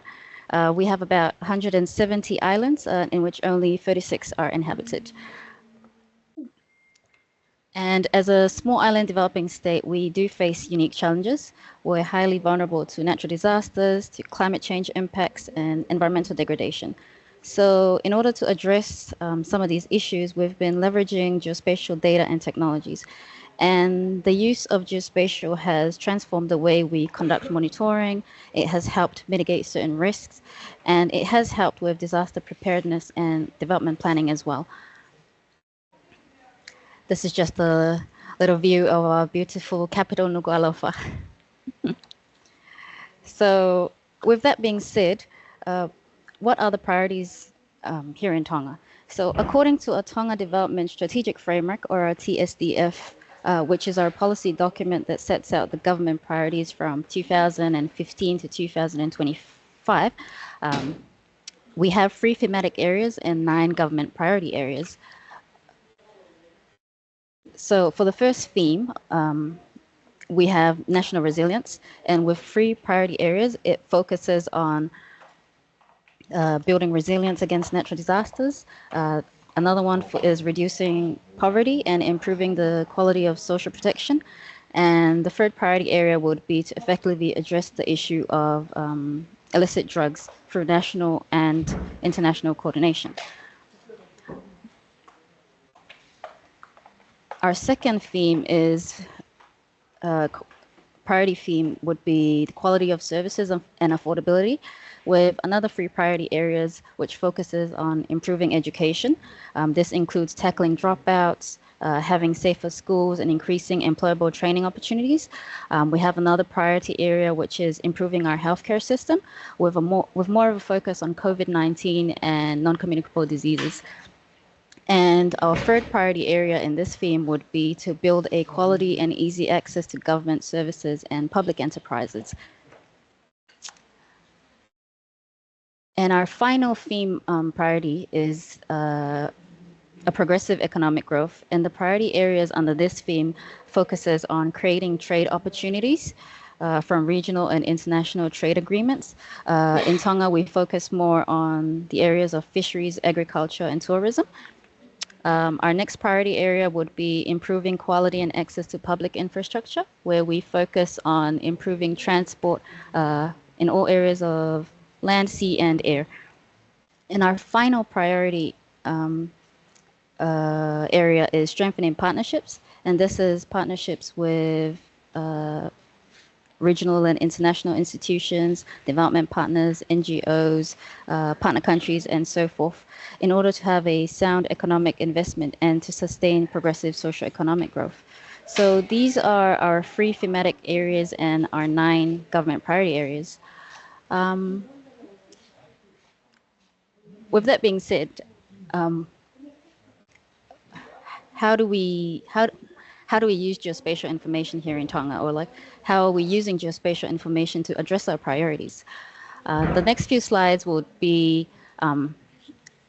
will tell what we use geospatial information for, and which will signify the value of geospatial here in our country. So we use geospatial for environmental management.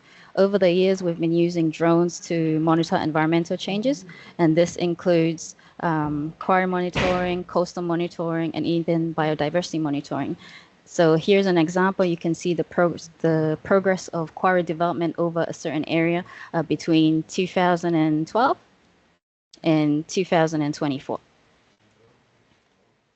We also use geospatial in Tonga for Tonga's marine spatial planning. With GIS maps, you can map out the marine biodiversity, which supports sustainable fishing and also the establishment of MPAs, or marine protected areas. We also use it for disaster risk reduction and management. So GIS and remote sensing has been used in our early warning systems to monitor earthquakes, volcanoes, tsunamis, and cyclones, to name a few. It's also being used in risk mapping and assessments. Here you can see our tsunami evacuation sites, and you also have billboards across our town area showing the evacuation sites to guide people in times of need. It's also vital when conducting post-disaster assessments. So here, GIS was used to assess the damaged buildings from the tsunami in 2022, and this helped with prioritization of where support would go. So in countries where we have limited funds, this was a very important process to help direct donors with support.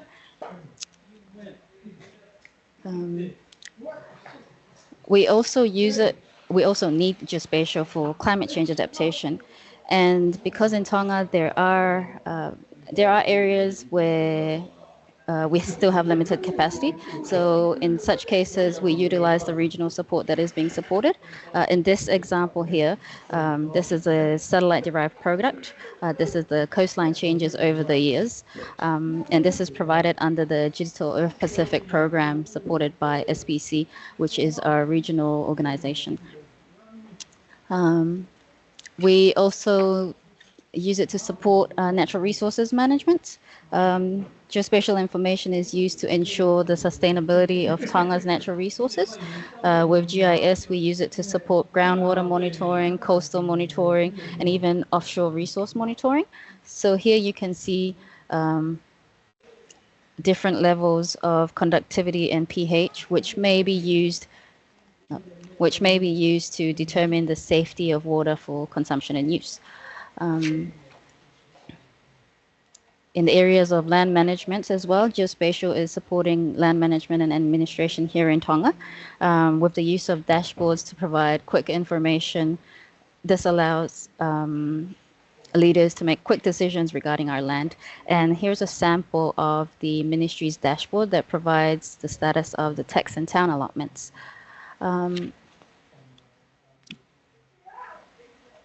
Because agriculture plays an important role in Tonga's economy and food security, the use of geospatial has allowed us to conduct agricultural surveys over the years to record the areas allocated for certain crops and the number of crops that's being planted. So I've shown a lot of areas in which geospatial data and technology is used to address some of our priority areas, and this tells us the value of geospatial in our country. We understand its value, so what have we done to strengthen this? In order to strengthen geospatial here in Tonga, we've developed our National Geospatial Action Plan 2023-2027, and this was prepared through the guidance of the UN IGIF document. And our action plan was launched in 2023 after being approved by Cabinet, which signifies that this document is valuable in the progression of Tonga. So at the launching of our action plan, we had the honor of the Deputy Prime Minister at the time deliver a speech where he emphasized on the importance of geospatial information in this digital era and how we need to make decisions based on evidence. He also stated that the action plan was something that would strengthen government at all levels, support of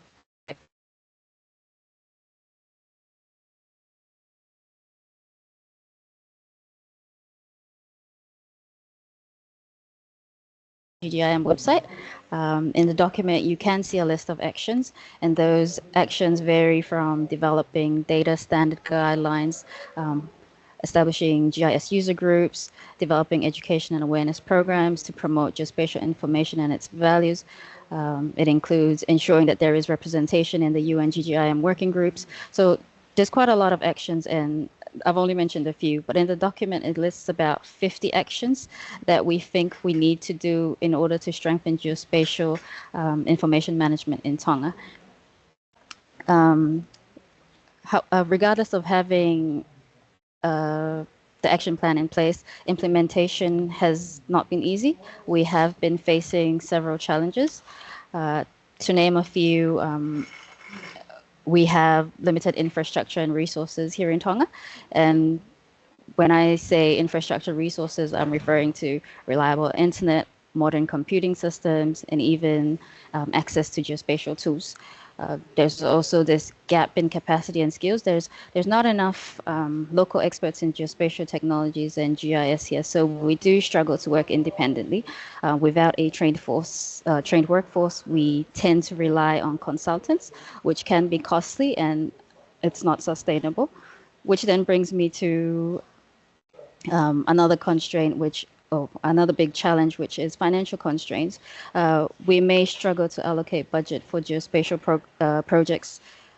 When we look at our national priorities that I mentioned earlier, we're competing against areas like education, health, and infrastructure. So it can be difficult to allocate funding for these projects. At the same time, there is challenges in data integration. We still lack data standards here. There hasn't been a standardized method for collecting and storing geospatial data. So everyone's doing their own thing, and it does become challenging to do integration. So yes, regardless of having a plan in place, there are some challenges in ensuring the actions are being delivered, but we're slowly working towards addressing these challenges by seeking external donors. We're doing more public awareness and participating in trainings. With our national priorities, currently going on this week is a national forum for developing a new framework, which will list the priorities for the next 10 years. So the new document will highlight the priorities for 2025 to 2035. So, well, we're hoping, geospatial would be a priority within the next 10 years to so we can get some support. But overall, I think that's what I wanted to share in today's session. I hope you were able to go through the story map as well. And thank you for allowing me to be part of this webinar. Thank you so much, Ms. Nafe. That was excellent and a really, really elucidating walkthrough of how you're governing and moving forward with geospatial and answering your government's core priorities and themes. Really, really appreciate that. And thank you as well for the link to the story map, because we can all take time to work through that too later if we didn't have a chance to do it now. So that's very appreciated. Let's move now to, I think in the interest of time and the fact, I believe our unfortunately, the speaker we had lined up for the financial piece is unable to join us. So why don't we move directly to our next topic, which is education, capacity, communications, and awareness. And I do apologize as well to the audience. I realize we've gone slightly over time. So I will limit my remarks here, but I think we can all agree. And definitely even just tying back to what we've just heard from our last speaker, the issue of education and capacity is one that continues to be a very necessary focus of intention, and we need to place thinking and effort in assuring a strong and resilient digital ecosystem and the geospatial role therein. The same thing with communications and awareness. these are things that we have certainly put effort in the past and still need to continue to build on and place effort. We have a poll that Guillaume, thank you, Guillaume, has just shared here to for your response with regards to education, capacity, communications, and awareness. What do we need now through this lens to assure the ongoing health of our wider digital ecosystem? We just heard from Ms. Nefe, yes, more capacity building in geospatial and the ability to link and integrate with other key sectors, other key priorities that are very commonly held. Health is a great example. The linkage between location and health is incredibly strong, and so in order to serve that purpose, that purpose-driven theme, we do need the capacity to bring to bear the location element, the location analysis, ensure that that's fulfilled. So what do we need? Please do share your thoughts in the poll, and I'm going to, while you're thinking and responding there, I will introduce our next speaker, Mr. Antonius Wijanarto, Deputy Chair of the Indonesia Geospatial Information Agency. Welcome, Mr. Wijanardo, to the call. You're also the chair of the UNGGIM's Asia Pacific Regional Committee. So it's our deep pleasure to invite you to speak and share your thoughts and experiences in regards to the wider digital ecosystem and our future geospatial information ecosystem. Absolutely. We'll hand it over to you now, Mr. Wijanarto, for your presentation. Okay, thank you, Cindy. Can you hear me? Yep. Can hear you. Yeah. Yeah. Guillaume, can you share my presentation because I'm not able to share from here. Okay. Let me talk about probably the hardest part of the UNIGIF communication. I'm actually part of the decision making in Indonesia, but I have to talk to higher level of decision makers who has the money. Now, I will share with you the importance of communication and awareness so that we can win the government's heart, so they can provide some financing and good program for our digital geospatial information activity in Indonesia. Next, please. As we know, a digital ecosystem is a very complex, interconnected network of stakeholders, technologies, data, platform, processes that interact dynamically to create, enhance, exchange, and derive value from digital resources. The future of geospatial ecosystem is a specialized subset of this digital ecosystem, with a focus on creation, management, analysis, and application of location-based data. It integrates advanced technology to address global challenges, including climate change, urbanization, and disaster resilience. Next, please. As we move toward a future geospatial information ecosystem, we will need a plan to guide the step to change. UNIGIF is a good framework to develop this evolutionary journey. And one of the UNIGIF strategy pathways is the communication and engagement.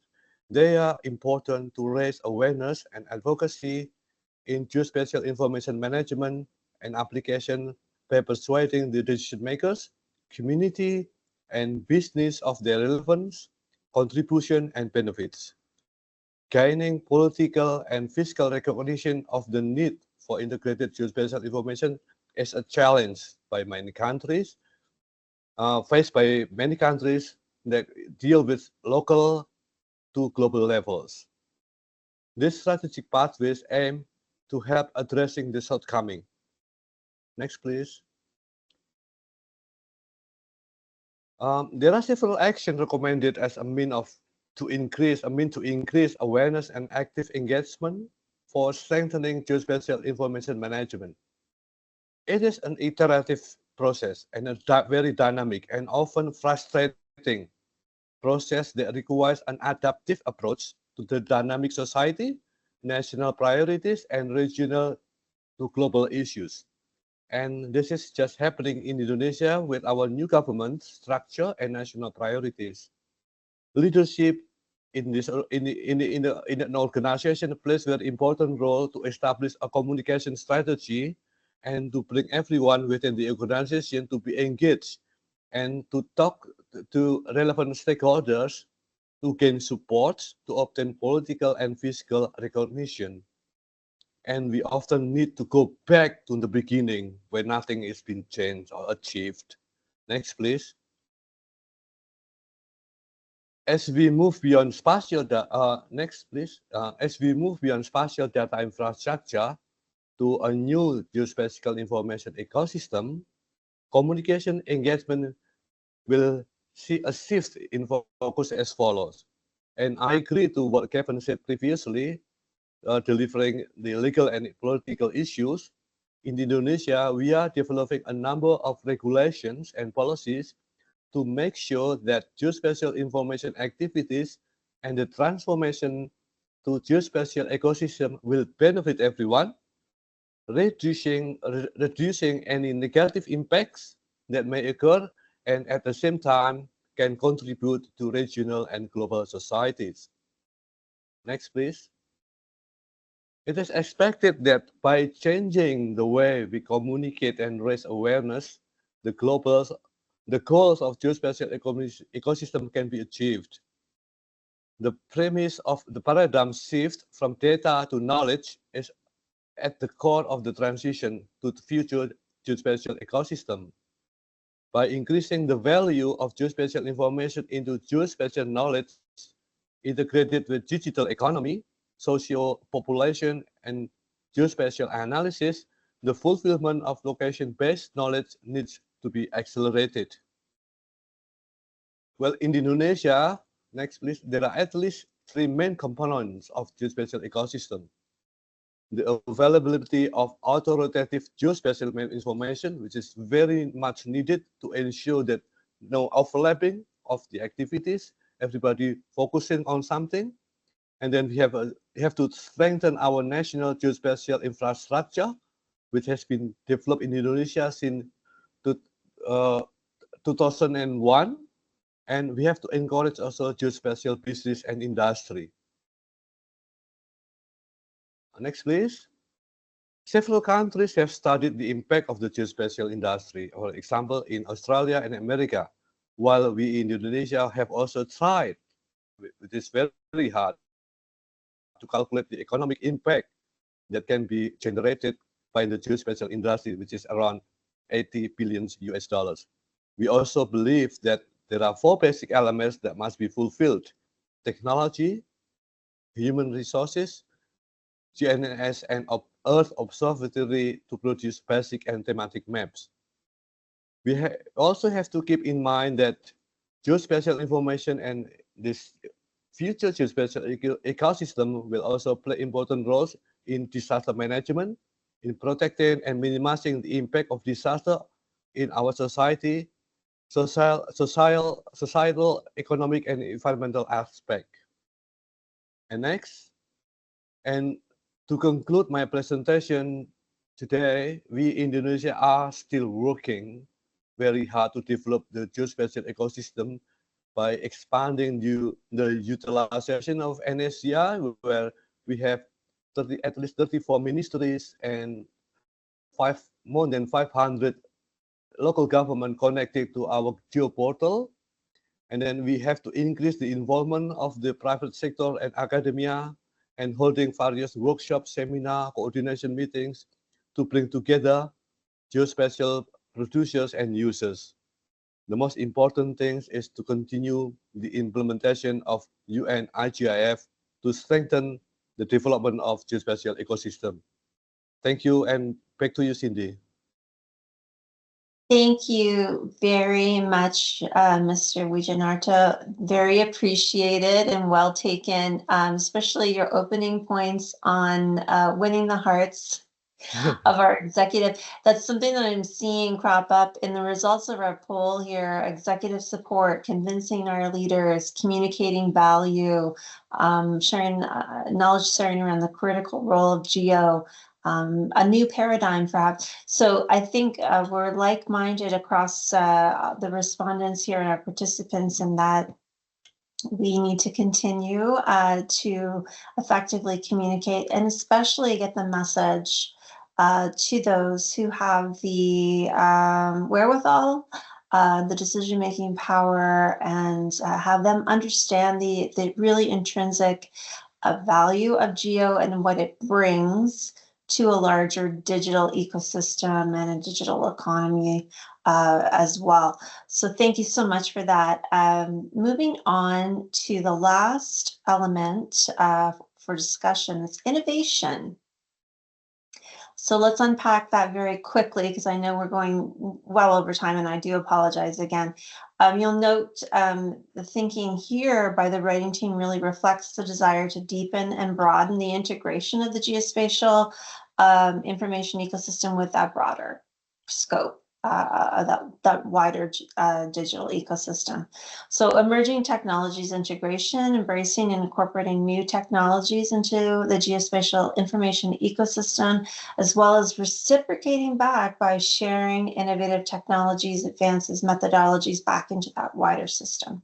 And equally ensuring that we adapt and evolve to maintain the ecosystem's relevance and effectiveness. So keeping pace essentially and bringing that value, that the geospatial intelligence value to the wider ecosystem.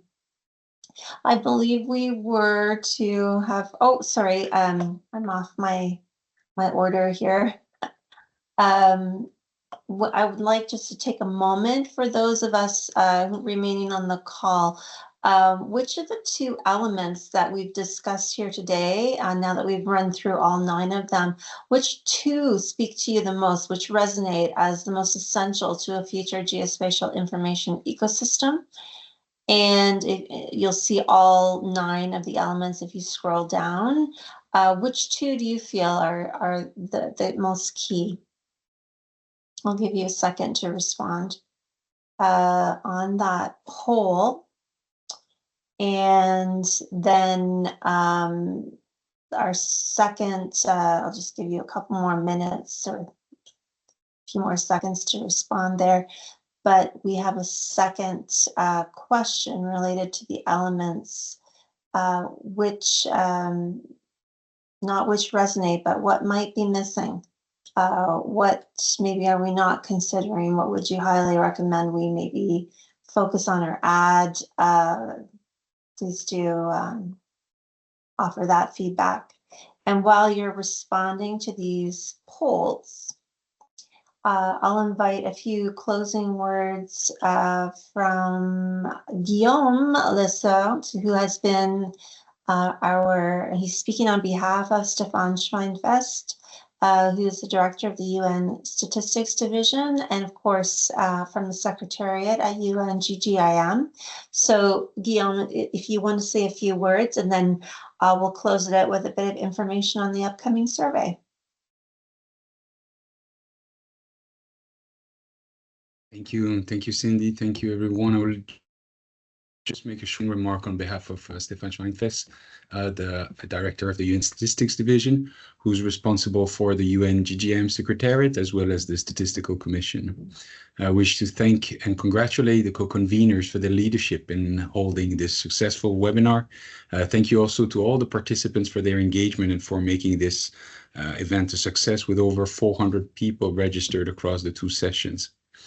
The presentations and interventions from the speakers during the webinar clearly indicate that the future geospatial information ecosystem within the wider digital ecosystem will be shaped around purpose, people, and partnerships. Emerging trends and rapidly evolving technology advancement transform how we understand and address current challenges. And with the rise of AI-driven analytics, satellite, drones, real-time data collection, there's a growing opportunity to drive positive change.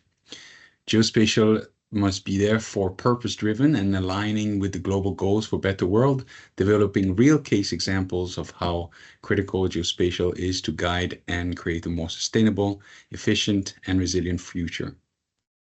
We had a very diverse set of speakers, actors, and stakeholders during this webinar, and certainly the people who design, implement, use, and shape the digital ecosystem should collaborate and across the communities with policymakers, data scientists, finance experts, and also local communities to ensure that geospatial solutions are inclusive, robust, sustainable, and impactful.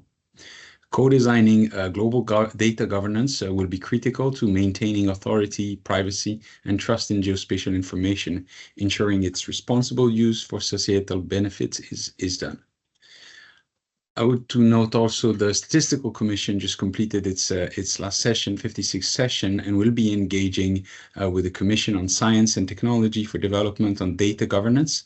So the geospatial community should also engage and contribute to this endeavor as a key component in the data ecosystem.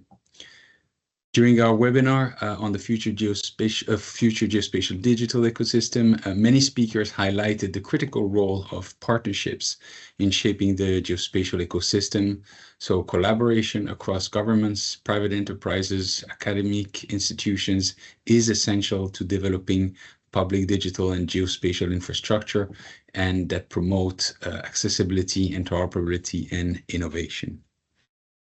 As was mentioned also by several speakers, together we can shape a better digital ecosystem by fostering purpose-driven geospatial initiatives, designing people-centered solutions, and through strengthened partnerships, as highlighted many times and over during the webinar. We can create geospatial information ecosystem that supports sustainable development and innovation for the generations to come. So the co-conveners and secretariat of UNGGM certainly looking forward to our continued engagement. Thank you.